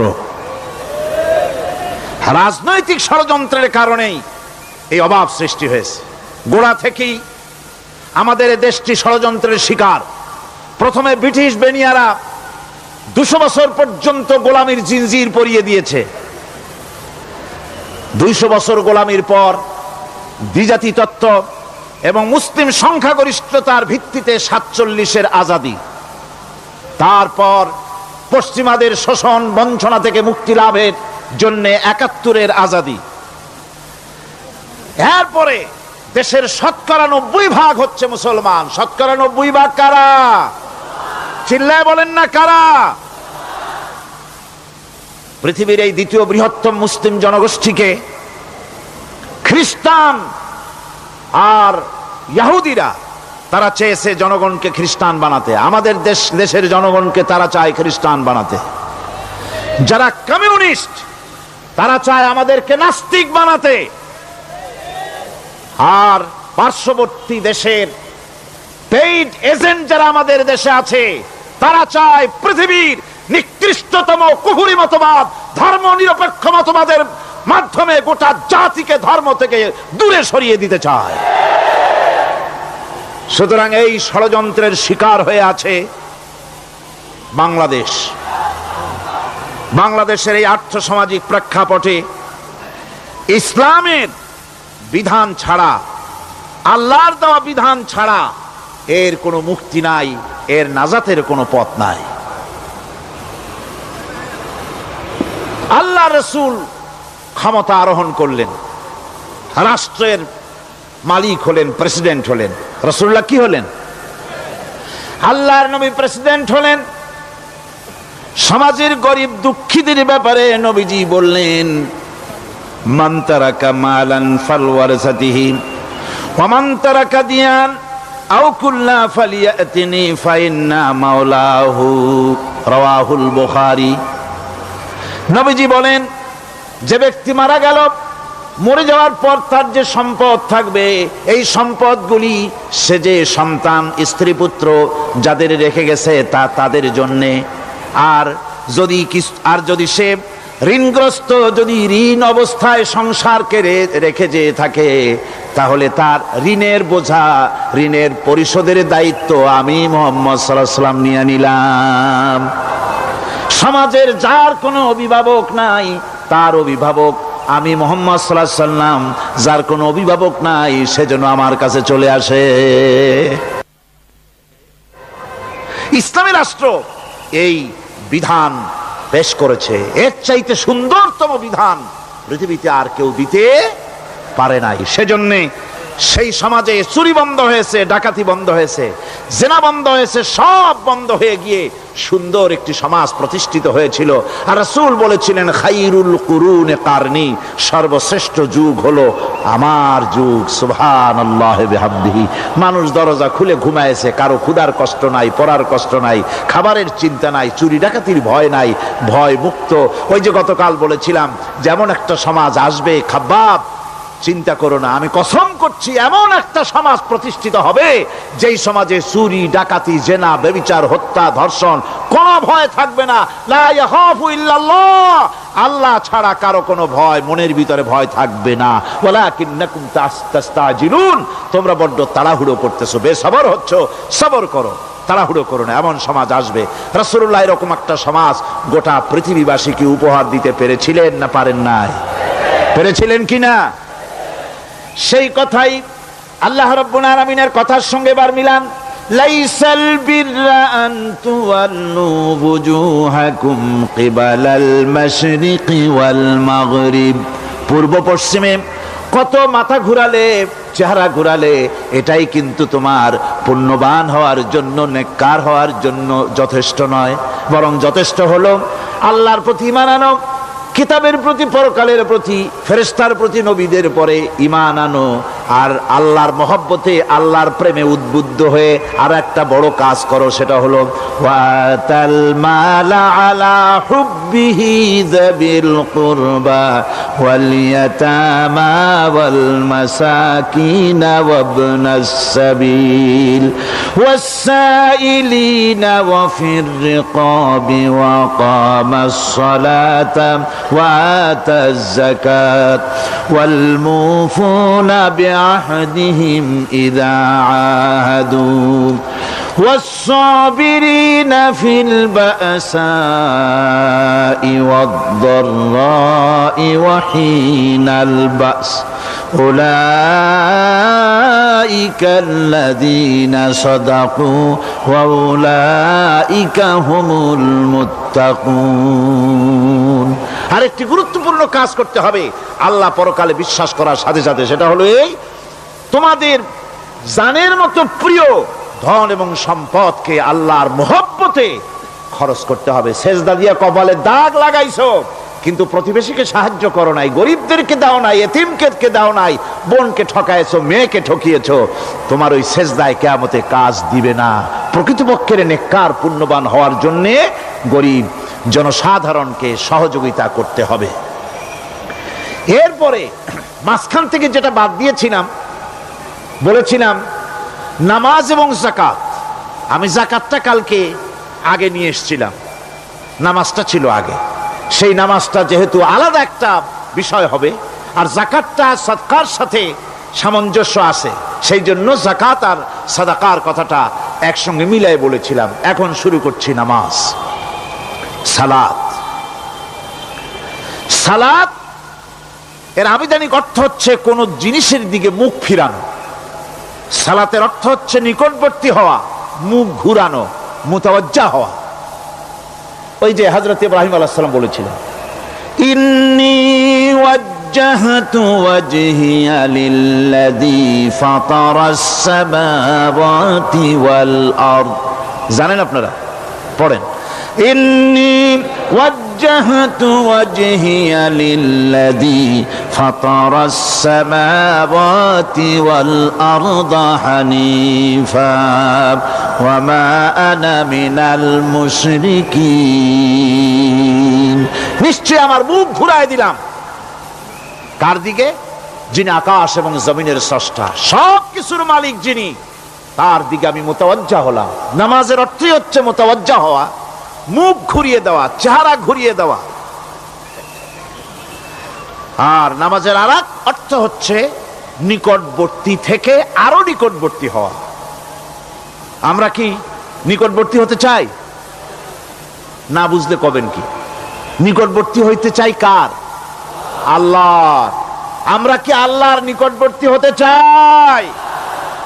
আল্লাহ রাব্বুল আলামিন বলেন, নিকটবর্তী হতে হলে ওয়াসজুদ ওয়াকতারিব, সেজদা দাও আর সেজদার মাধ্যমে আমার নিকটবর্তী হয়ে যাও। সেজদা দিলেই আল্লাহর নিকটবর্তী হওয়া যায়। কোন সুবহানাল্লাহ। সাহাবী, আল্লাহর নবীর সাহাবী প্রশ্ন করেছেন, নবীজি, বান্দা কখন আল্লাহর নিকটবর্তী হয়ে যায়? নবীজি বলেছেন, বান্দা যখন সেজদা দেয় তখন আল্লাহর বান্দার মাঝে কোনো হিজাব থাকে না, একদম আল্লাহ পাকের নিকটবর্তী হয়ে যায় বান্দা যখন সেজদায় পড়ে যায়। সুতরাং নামাজ হচ্ছে নিকটবর্তী হওয়া, সালাত এটা হচ্ছে নিকটবর্তী হওয়া। নামাজ ফরজ হওয়ার কারণ হচ্ছে এই যে মানুষ আল্লাহর বান্দা বা গোলাম হিসেবে সৃষ্টি হয়েছে, তাই একমুখী হয়ে রবের বন্দিগি করা এটা হচ্ছে তার স্বাভাবিক একটা প্রকৃতি। আল্লাহ রাব্বুল আলামিন এই প্রকৃতির দাবি মিটাবার জন্যই নামাজের ব্যবস্থা করেছেন। মানুষের ফিতরত, মানুষের নেচার, মানুষের ফিতরত হচ্ছে এই যে কারো না কারো কাছে মাথা নত করা, হাত জোড় করা, মাথা নত করা, সার্বভৌমত্বের মালিক কাউকে মনে করা। হাত জোড় করতে হলে, মাথা নত করতে হলে, সার্বভৌমত্বের মালিক হিসেবে কাউকে গ্রহণ করতে হলে আল্লাহর বিকল্প কেউ আছে নাকি? ইসলামের মূল দাওয়াতটা হলো ফিতরাত অনুযায়ী দাওয়াত দেওয়া হয়েছে, মানুষ যেন মাথা নত করে, গোলামি করে। এজন্য আল্লাহ রাব্বুল আলামিন বলেছেন যে আমি মানুষ এবং জিনকে সৃষ্টি করেছি, তার কারণটাই হলো মা খালাকতুল জিন্না ওয়াল ইনসা ইল্লা লিয়াবুদুন। মানুষ আর জিন জাতিকে সৃষ্টি করা হয়েছে ইবাদতের জন্য, গোলামির জন্য। ইবাদত আর গোলামি এটাই করতে হবে, গোলামি করতে হবে, দাসত্ব করতে হবে। আর এই দাসত্ব, আল্লাহর আনুগত্যই গোলামির দাওয়াত দিয়েছেন দুনিয়ার সব নবীরা। কোন নবী বলেন নাই যে আমার গোলামি করো। কেউ বলেছেন? বলেন জোরে, কেউ বলেছেন? আল্লাহ পাক বলেন, ওয়ালাকাদ বা'আসনা ফি কুল্লি উম্মাতির রাসূলা আন ইবুদুল্লাহা ওয়াজতানিবুত তাগুত। প্রত্যেক জাতির জন্য আমি রাসূল প্রেরণ করেছি, তারা মানুষকে দাওয়াত দিয়েছেন এই কথা বলে যে এক আল্লাহর গোলামি করো, তিনি ছাড়া কোনো ইলাহ নাই, আইনদাতা নাই, বিধানদাতা নাই, তার গোলামি, তার সামনে মাথা নত করে দাও। আর প্রত্যেক নবীর যুগেই নামাজ রোজা শরীয়তের মধ্যে ছিল। নামাজ রোজা কম বেশি প্রত্যেক নবীর জামানায় আল্লাহ পাক এটাকে বাধ্যতামূলক করেছিলেন। নামাজ, রোজা, যাকাত সব নবীদের জন্য বাধ্যতামূলক ছিল, তার উম্মতের জন্য বাধ্যতামূলক ছিল। নামাজ হচ্ছে তাওহীদের অবশ্যম্ভাবী এক বহির্প্রকাশ। তাওহীদের জন্য তাওহীদবাদী মানুষ যারা, তাদেরকে নামাজ আদায় করতেই হবে। আকীদা বিশ্বাসের দিক থেকে তাওহীদ যদি হয় পুরা দ্বীনের মূল উৎস, তাহলে আমলের দিক থেকে নামাজ হচ্ছে পুরা দ্বীনের মূল ভিত্তি। নামাজ হচ্ছে আমলের মূল ভিত্তি। এর বাস্তবায়ন ছাড়া দ্বীন পূর্ণ হয় না। নামাজ মুমিনের কেবলমাত্র একটি উত্তম আমলই নয়, বরং নামাজ হচ্ছে ইমানের মূল ভিত্তি। যার কাছে নামাজ নাই তার কাছে কিছুই নাই। রাসূল করিম সাল্লাল্লাহু আলাইহি ওয়াসাল্লাম বলেছেন যে নামাজ যে ব্যক্তি পড়ে না, আল্লাহ পাকের সাথে তার কোনো সম্পর্ক বাকি থাকে না। সুতরাং এই নামাজটা হচ্ছে এই যে একমাত্র একাগ্র চিত্তে আদবের সাথে আল্লাহর সামনে রুজু হয়ে যাওয়া। কোরআনে কারীম বলছে মুনিবিনা ইলাইহি ওয়াত্তাকুহু ওয়া আকিমুস সালাতা ওয়া লা তাকুনু মিনাল মুশরিকিন। তোমরা আল্লাহর দিকে রুজু হয়ে যাও এবং তাকে ভয় করে অন্যায় কাজ থেকে বিরত থাকো, আর নামাজ কায়েম করো, মুশরিকদের অন্তর্ভুক্ত হয়ে যেও না। নামাজ কায়েম করা, নামাজের আদেশ কোরআনে কারীমের মধ্যে আল্লাহ পাক বহু জায়গায় করেছেন। ঈমানের পর নামাজই হচ্ছে সবচেয়ে বড় জরুরি। একজন মানুষ ঈমান আনলো, যেমন কালকে একজন ঈমান এনেছে, ঈমান আনার সাথে সাথে তার প্রথম কাজ কি বলুন? বলেন প্রথম কাজ কি? ফজরের নামাজের আগে একজন ইসলাম কবুল করলেন, তার প্রথম দায়িত্ব নামাজকে আদায় করে দেওয়া, ফজরের নামাজ পড়া। জোহরের আগেই কেউ ঈমান আনলো, তার প্রথম দায়িত্ব জোহরের নামাজ আদায় করা। আসরের নামাজের আগে ঈমান এনেছে, তার প্রথম দায়িত্ব হলো আসরের নামাজ আদায় করা। তার মানে হলো ঈমান আনার পর একজন ঈমানদারের প্রথম দায়িত্ব হচ্ছে নামাজ। গুরুত্বপূর্ণ বিষয়, খুব ভালো করে শুনতে হবে, ইয়াদ রাখতে হবে প্রত্যেকটি মুসলমানের। এই নামাজ কি জিনিস, কেমনে আদায় করতে হবে, আদায় না করলে কি হবে, গুরুত্বপূর্ণ এই কথাগুলি প্রত্যেকের স্মরণ রাখতে হবে। হযরত মূসা আলাইহিস সালামকে আল্লাহ রাব্বুল আলামিন ওহী প্রদান করলেন।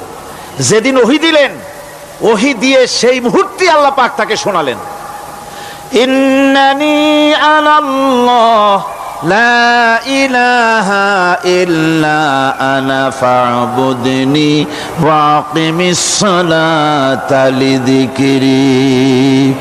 নিশ্চয়ই আমি আল্লাহ, আমি ছাড়া কোনো ইলাহ নাই, আমার গোলামি করো, আমার দাসত্ব করো, আর আমার শরণার্থে নামাজ কায়েম করো। নামাজ নামাজ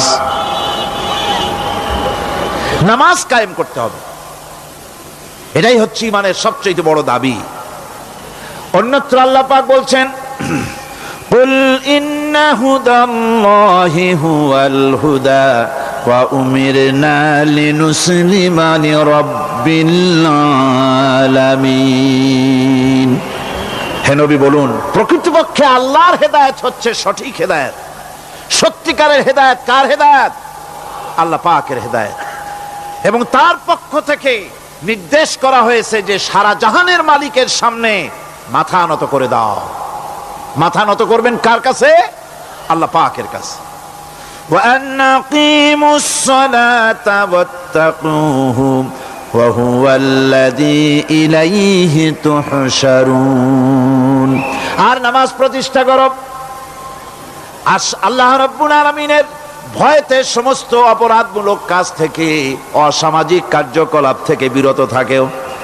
আর একদিন মনে রেখো, তোমাদের সকলকেই আল্লাহ রাব্বুল আলামিনের দরবারে উপস্থিত হতে হবে। নামাজ ঈমান থাকা না থাকার প্রমাণ। ঈমান আছে কি ঈমান নাই এর প্রমাণ কি? নামাজ। আল্লাহ পাক বলছেন, ফালা সাদ্দাকা ওয়ালা সাল্লা ওয়ালাকিন কাযযাবা ওয়া তাওয়াল্লা। কিন্তু না সে সত্য মেনে নিল, আর না সে সালাত আদায় করলো, বরং সত্যকে মিথ্যা মনে করে ফিরে গেল। নামাজটাই হচ্ছে একজন মানুষের, সে মুমিন না কাফের তা প্রমাণ করার জন্য, এটাই হচ্ছে মূল কথা। কিয়ামতের দিন মানুষ যে জাহান্নামে যাবে, জাহান্নামের জন্য, জাহান্নামে যে সব কারণে যাবে তার মধ্যে বড় কারণ কালকে বলেছিলাম, দেখি মনে আছে নাকি? বড় কারণ কয়টা? কয়টা? আলহামদুলিল্লাহ মনে আছে। আল্লাহ রাব্বুল আলামিন বলেন, ইয়াতাসাআলুনা আনিল মুজরিমিন। কিয়ামতের দিন অপরাধীদেরকে জিজ্ঞেস করা হবে, মা সালাকাকুম ফি সাকার, জাহান্নামে কেন আসছো? জবাবে তারা বলবে, قالوا لم نك من المصلين ولم نك نطعم المسكين নামাজ পড়ি নাই আর এতিম মিসকিনদের খেতে দেই নাই, এই কারণেই জাহান্নামে এসেছি। কোন নাউজুবিল্লাহ। নামাজ যারা পড়বে না জাহান্নামে যেতে হবে। কোথায় যেতে হবে? কেউ কেউ মনে করতে পারবেন নামাজের ওয়াজ তো বহু শুনছি, এর চাইতে গুরুত্বপূর্ণ জিনিস আর নাই। নামাজের চাইতে গুরুত্বপূর্ণ ইবাদত আল্লাহর সৃষ্টি করেন নাই। মুসলমানের জন্য সর্বশ্রেষ্ঠ ইবাদত কি? চিল্লা এখন জোরে বলেন কি? এই নামাজ আকসার মানুষের নামাজ হয় না। যারা আমরা নামাজ পড়ি, বহু লোকের নামাজ পড়ে ঠিক, কিন্তু নামাজ আদায় হয় না। আমি সে কথা বলবো সামনের দিকে, প্রাণ খুলে শুনবেন, কাজে লাগবে ইনশাআল্লাহ। কোন ইনশাআল্লাহ? আকীদাগত দিক থেকে ঈমান হলো তাওহীদের স্বীকৃতি, আর আমলের দিক থেকে নামাজ হচ্ছে তাওহীদের বহিঃপ্রকাশ। আপনি মুসলমান তা প্রমাণ হবে নামাজ দিয়ে। নামাজহীন ঈমানের দাবি মূল্যহীন। যার নামাজ নাই তার ঈমানের দাবি করার কোনো মূল্যই নেই। অনেক এরকম কথা বলে, হুজুর আমি মানুষটা নিতান্ত খারাপ না, যাই মনে করেন, গ্রামে রাস্তা বানাইছি, ব্রিজ করে দিয়েছি, কালভার্ট করেছি, এতিম মিসকিনরে তাও মাঝে মধ্যে খাবার দেই।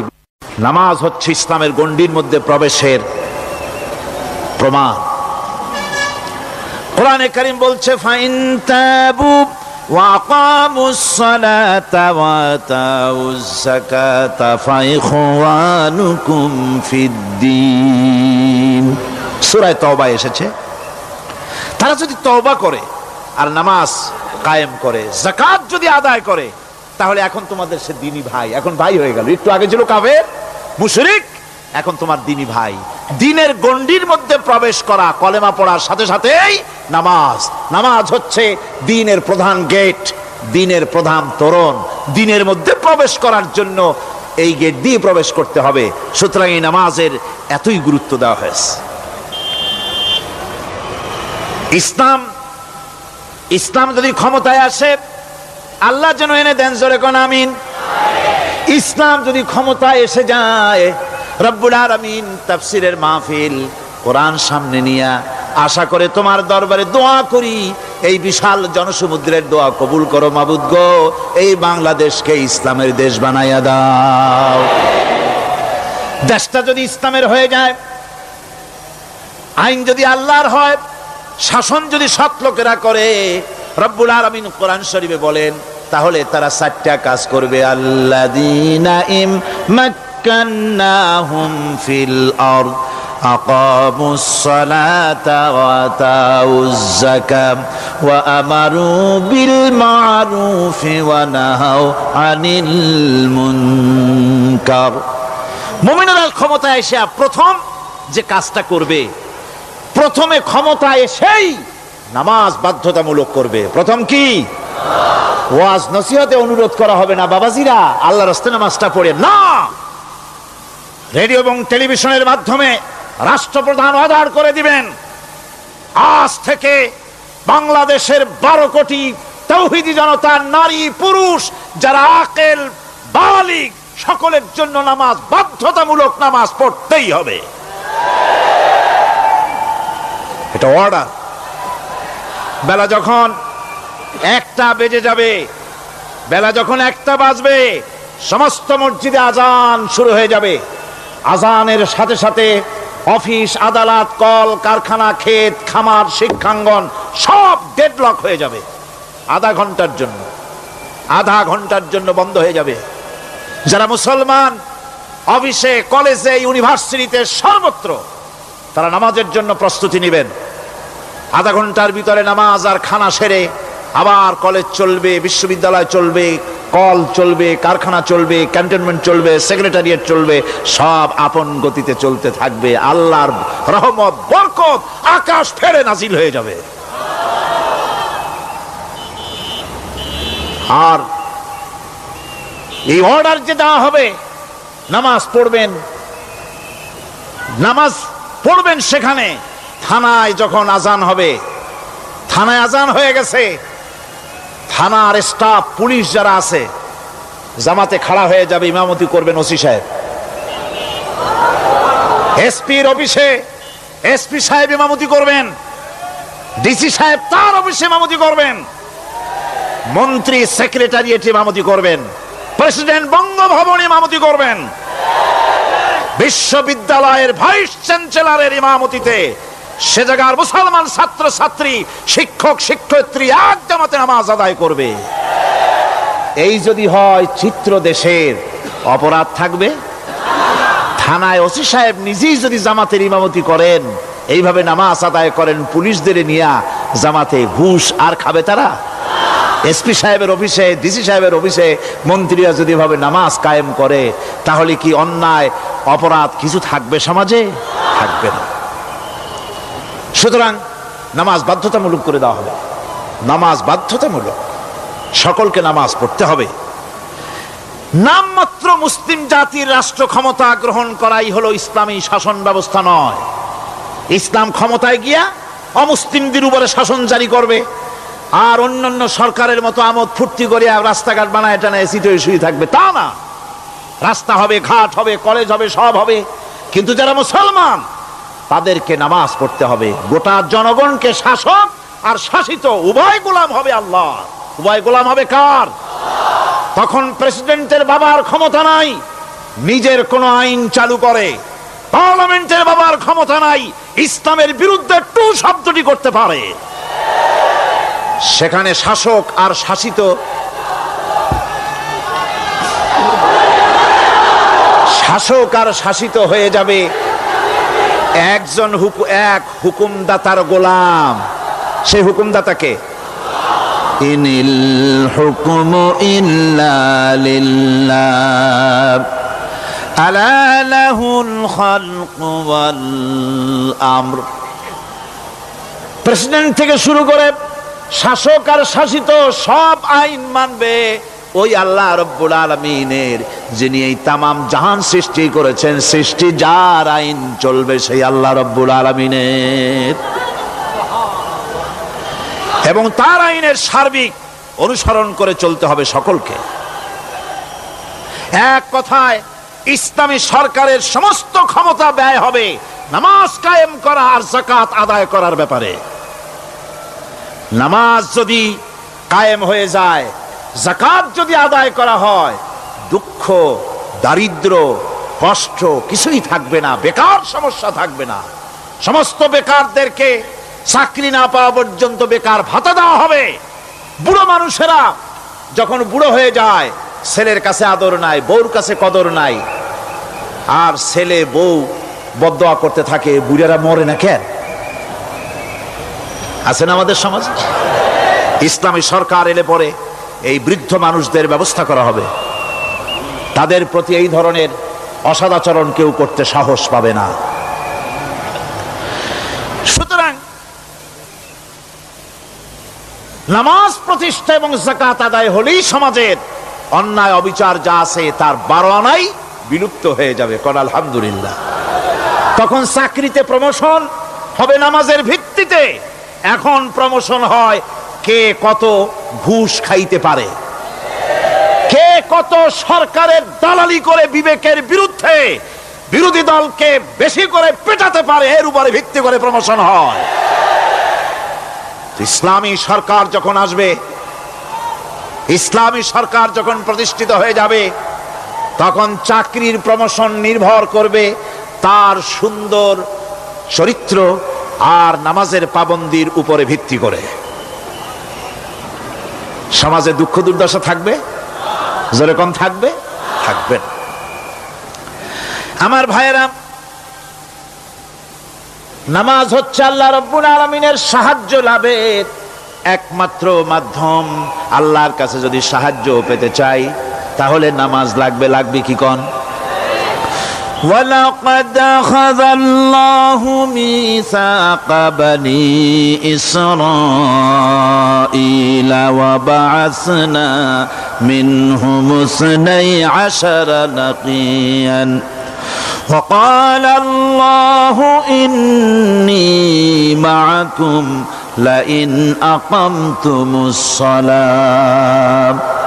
আল্লাহ পাক বলেন, বনি ইসরাইলদের নিকট আমি ওয়াদা নিয়েছিলাম, তোমরা যদি মানুষদেরকে অসামাজিক কার্যকলাপ থেকে যদি তোমরা ফিরাইতে পারো, মানুষদেরকে অসামাজিক কার্যকলাপ থেকে তোমরা ফিরাবে।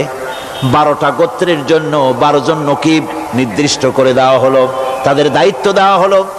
মানুষদেরকে, সমাজের লোকদেরকে অন্যায় কাজ থেকে তারা ফিরাবে, ভালো ভালো কাজ করার জন্য তাদেরকে আদেশ করবে, অসামাজিক অধর্মীয় কাজ থেকে বাঁচাবার চেষ্টা করবে।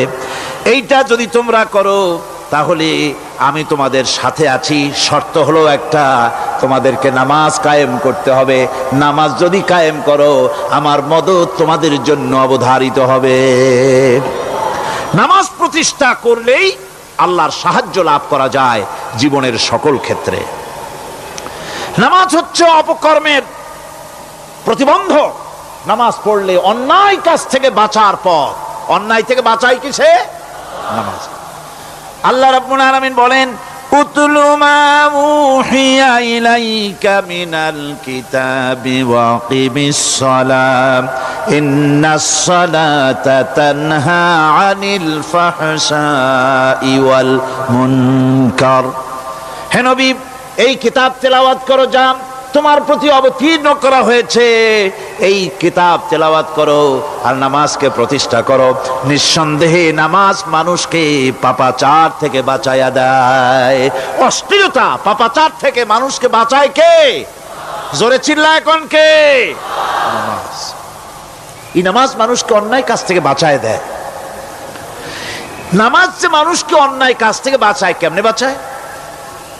আমরা যে নামাজ পড়ি, এই নামাজে তো আমাদেরকে অন্যায় কাজ থেকে বাঁচাইতে পারে না। নামাজি বহুত মানুষ আছে অন্যায় করে, করে কিনা কোন? না করে না? করে। নামাজি অথচ অন্যায় করে। আর আল্লাহ বলছেন নামাজিকে, নামাজ তাকে অশ্লীলতা থেকে ফিরায়। তাহলে কথা কারটা ঠিক? আল্লাহরটা। জোরে বলেন, কারটা ঠিক? অবশ্যই আমার আল্লাহর কথা হক। আমি ভুল করতেছি, আমি যেন কোথাও ভুল করতেছি, সামথিং ইজ রং, কোথাও যেন আমরা ভুল করে বসতেছি, সেই ভুলটা কি আমরা আবিষ্কার করতে চেষ্টা করবো ইনশাআল্লাহ। প্রথম যে কথাটা সেটা হচ্ছে এই যে আমরা যা নামাজে পড়ি আমরা তা বুঝি না। কথা ঠিক কিনা? আমি যদি এখন প্রশ্ন করি সামি আল্লাহু লিমান হামিদা অর্থ কি কোন? ফার্স্ট ডিভিশনে কয়েকটা লেটার নিয়ে ফেল করবেন এরকম লোক আছেন না নাই? সুবহান রাব্বিয়াল আলা অর্থ কি জানি না। সুবহান রাব্বিয়াল আযীমের অর্থ কি জানি না। দোয়া কুনুত অর্থ কি জানি না। তাশাহুদ অর্থ কি জানি না। সূরা ফাতিহার অর্থ কি জানি না। এমন কি উযুর মধ্যে কয়টা ফরজ তা অনেকের জানা নাই। কথা কি বেশি বললাম না ঠিক বলছি? একজনের জিজ্ঞেস করলো, মিয়া উযুতে কয় ফরজ? কয় হুজুর কি মনে করেন যে বুঝি জানি না? এটা তো সাধারণ ব্যাপার, বলেন না কয় ফরজ? কয় উযুতে তো 17 ফরজ। কি কি? কয় হাত ধোয়া, পাও ধোয়া, মুখ ধোয়া, নাক ধোয়া, চোখ ধোয়া, জিহ্বা ধোয়া, মাথা ধোয়া। বলতে বলতে গুনে দেখা গেল প্রায় 19টার মতো বলছে।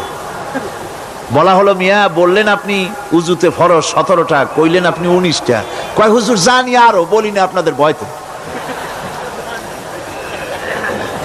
উযু জানে না, নামাজ জানে না, তাকে এই নামাজ কেমনে ফিরাবে অন্যায় কাজ থেকে? কথা বুঝতে পেরেছেন? নামাজে কি পড়ি? নামাজে দাঁড়ায় গেলাম, আল্লাহু আকবার অর্থ কি? চিল্লায় কন্না আল্লাহু আকবার। এরকম না, মুসলমানের মতো গলা ছেড়ে দিয়ে চিৎকার দিয়ে বলেন আল্লাহু আকবার। এই আল্লাহু আকবার, আল্লাহ সর্বশ্রেষ্ঠ, তার চাইতে বড় আর কেউ নাই। এই কথা দিনরাত 24 ঘন্টার ভিতরে শত শতবার বলি, একবার দুইবার না, শত শতবার বলি আল্লাহ সর্বশ্রেষ্ঠ। এই কথা বলার পরেও মনের মধ্যে অন্য কেউ বড় হয়, আল্লাহর বড়ত্ব যেভাবে মুখ দিয়া বলি ওইভাবে কার্যত পালন করি না। নামাজে আল্লাহু আকবার বললাম, এরপরে সানা পড়লাম, তারপরে সূরা ফাতিহা পড়লাম। সূরা ফাতিহার ভিতরে যে সমস্ত কথাগুলি বললাম সেই কথাগুলি বুঝি না, কি বলেছি তাও জানি না। এরপরে সুবহান রাব্বিয়াল আলা বলেছি, সুবহান রাব্বিয়াল আযীম বলেছি, সামি আল্লাহু লিমান হামিদা বলেছি, অর্থ কি জানি না। আল্লাহ তা শুনতে পান, যে ব্যক্তি আল্লাহর প্রশংসা করেন তিনি তা শুনতে পান। নামাজের মধ্যে আইডিয়া দেওয়া হচ্ছে, তুমি যে আল্লাহর জন্য নামাজ পড়তেছো, প্রশংসা করতেছো, এটা এমন নয় যে আল্লাহ পাক দেখছেন না বা শুনতেছেন না। তুমি যা বলতেছো, প্রশংসা করতেছো, আল্লাহ পাক তা শুনতে পাচ্ছেন। সামি আল্লাহু লিমান হামিদা। সুবহান রাব্বিয়াল আলা।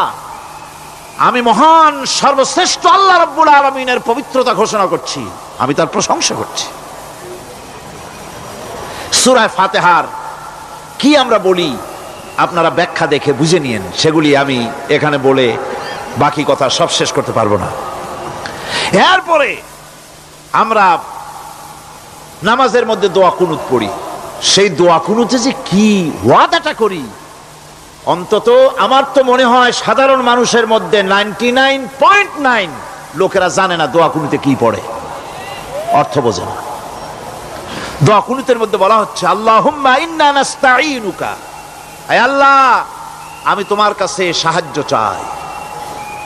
কার কাছে সাহায্য চাই? আল্লাহর কাছে সাহায্য চাই। নামাজের ভিতরে বলতেছেন, এই কথা যদি অর্থ আপনি জানতেন যে তোমার কাছে সকল ব্যাপারে সাহায্য চাই তোমার কাছে, এই কথাটা যদি মনে প্রাণে বুঝতেন, তাহলে দুনিয়ায় কোনো মাজারে গিয়া মরা জিন্দা মানুষের কাছে গিয়া নিজের ছেলে মেয়ে চাইতেন না, চাকরির উন্নতি চেতেন না।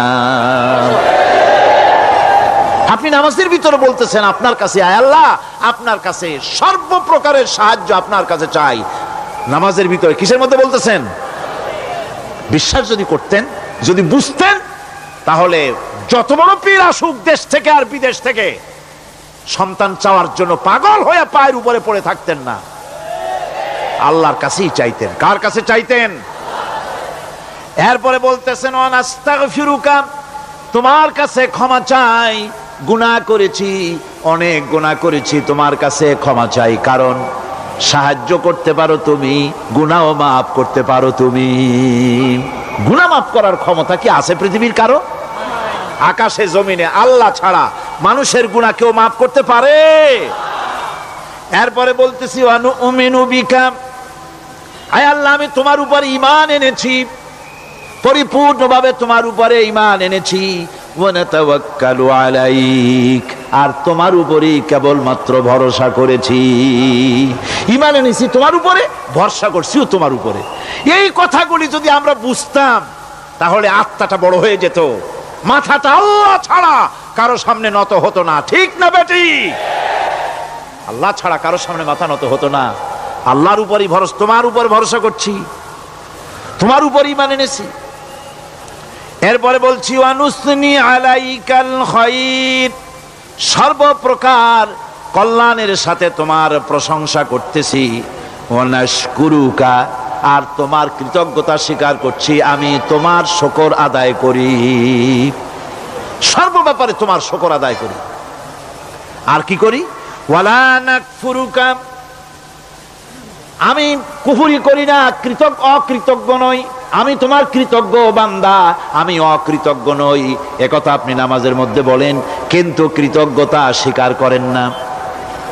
আল্লাহ যে ছেলে দিয়েছে শুকর আদায় করেন না, আল্লাহ যে সুন্দরী বউ বা ভালো বউ দিয়েছেন শুকর আদায় করেন না, আল্লাহ সন্তান দিয়েছে শুকর আদায় করে না, আল্লাহ রাব্বুল আলামিন চাকরি দিয়েছেন, বাড়ি দিয়েছেন, জায়গা দিয়েছেন, জমিন দিয়েছেন, যৌবন দিয়েছেন, স্বাস্থ্য দিয়েছেন, শুকর আদায় করে না।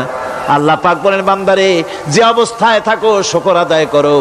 লা ইন শাকারতুম লাযীদান্নাকুম ওয়া লা ইন কাফারতুম ইন্না আযাবী লাশাদীদ। আমার নিয়ামতের শুকর যদি আদায় করো আমি বেশি করে বাড়ায় দেব, আর যদি শুকর আদায় না করো তাহলে মস্ত বড় শাস্তি রেখে দিয়েছি। সব ব্যাপারে শুকর আদায় করো, আমার নিয়ামতের শুকর আদায় করো। চোখ দিয়া দেখতে পাও, কও আলহামদুলিল্লাহ। মুখ দিয়া কথা বলতে পারো, কও আলহামদুলিল্লাহ। যা খাও মজা লাগে, বলো আলহামদুলিল্লাহ। কাজ করতে পারো, বলো আলহামদুলিল্লাহ। সব ব্যাপারে আল্লাহর শুকর আদায় করতে হবে। শুকরিয়া আদায় করলে রব্বুল আলামিন তারে আরো বাড়ায় দিবেন।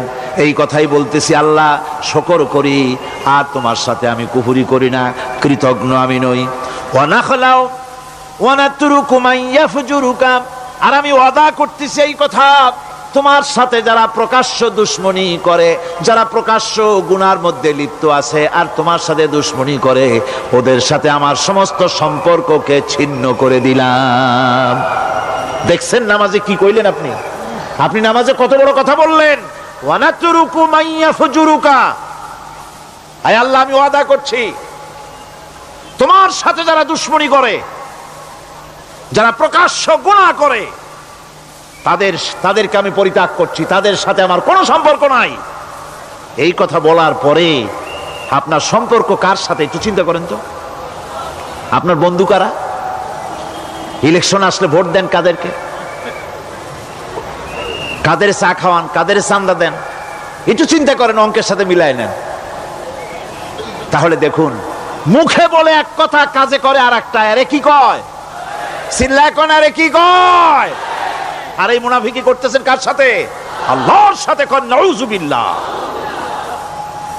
নামাজে কি পড়েন সেটা যদি জানতেন, অবশ্যই আল্লাহ রাব্বুল আলামিনের কথা কার্যকরী হয়ে যেত।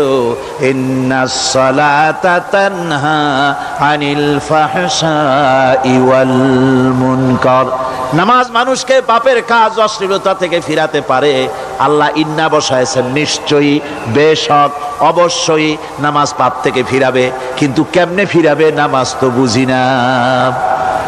নামাজ তো বুঝি না, খালি সেজদা দেয় জনমের মতো। আর সেজদা কি? নামাজে যদি দেখে ইমাম দেরি করতেছে, আত্তাহিয়াত পড়তে দেরি হয়ে যাচ্ছে, পিছন থেকে সিগন্যাল মারে,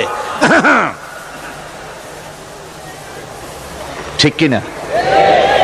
বেয়াদব, বেয়াদব। তোমার নামাজ, তোমার আত্তাহিয়াত আগে শেষ হয়েছে, তাতে কি হয়েছে? চুপ করে বসে থাকো। ইমামকে কাশি দিয়া সতর্ক করার অধিকার তোমার নাই। যদি ইমামকে সতর্ক করার জন্য কাশি দিয়ে থাকো, তোমার নামাজ ফাসেদ হয়ে যাবে।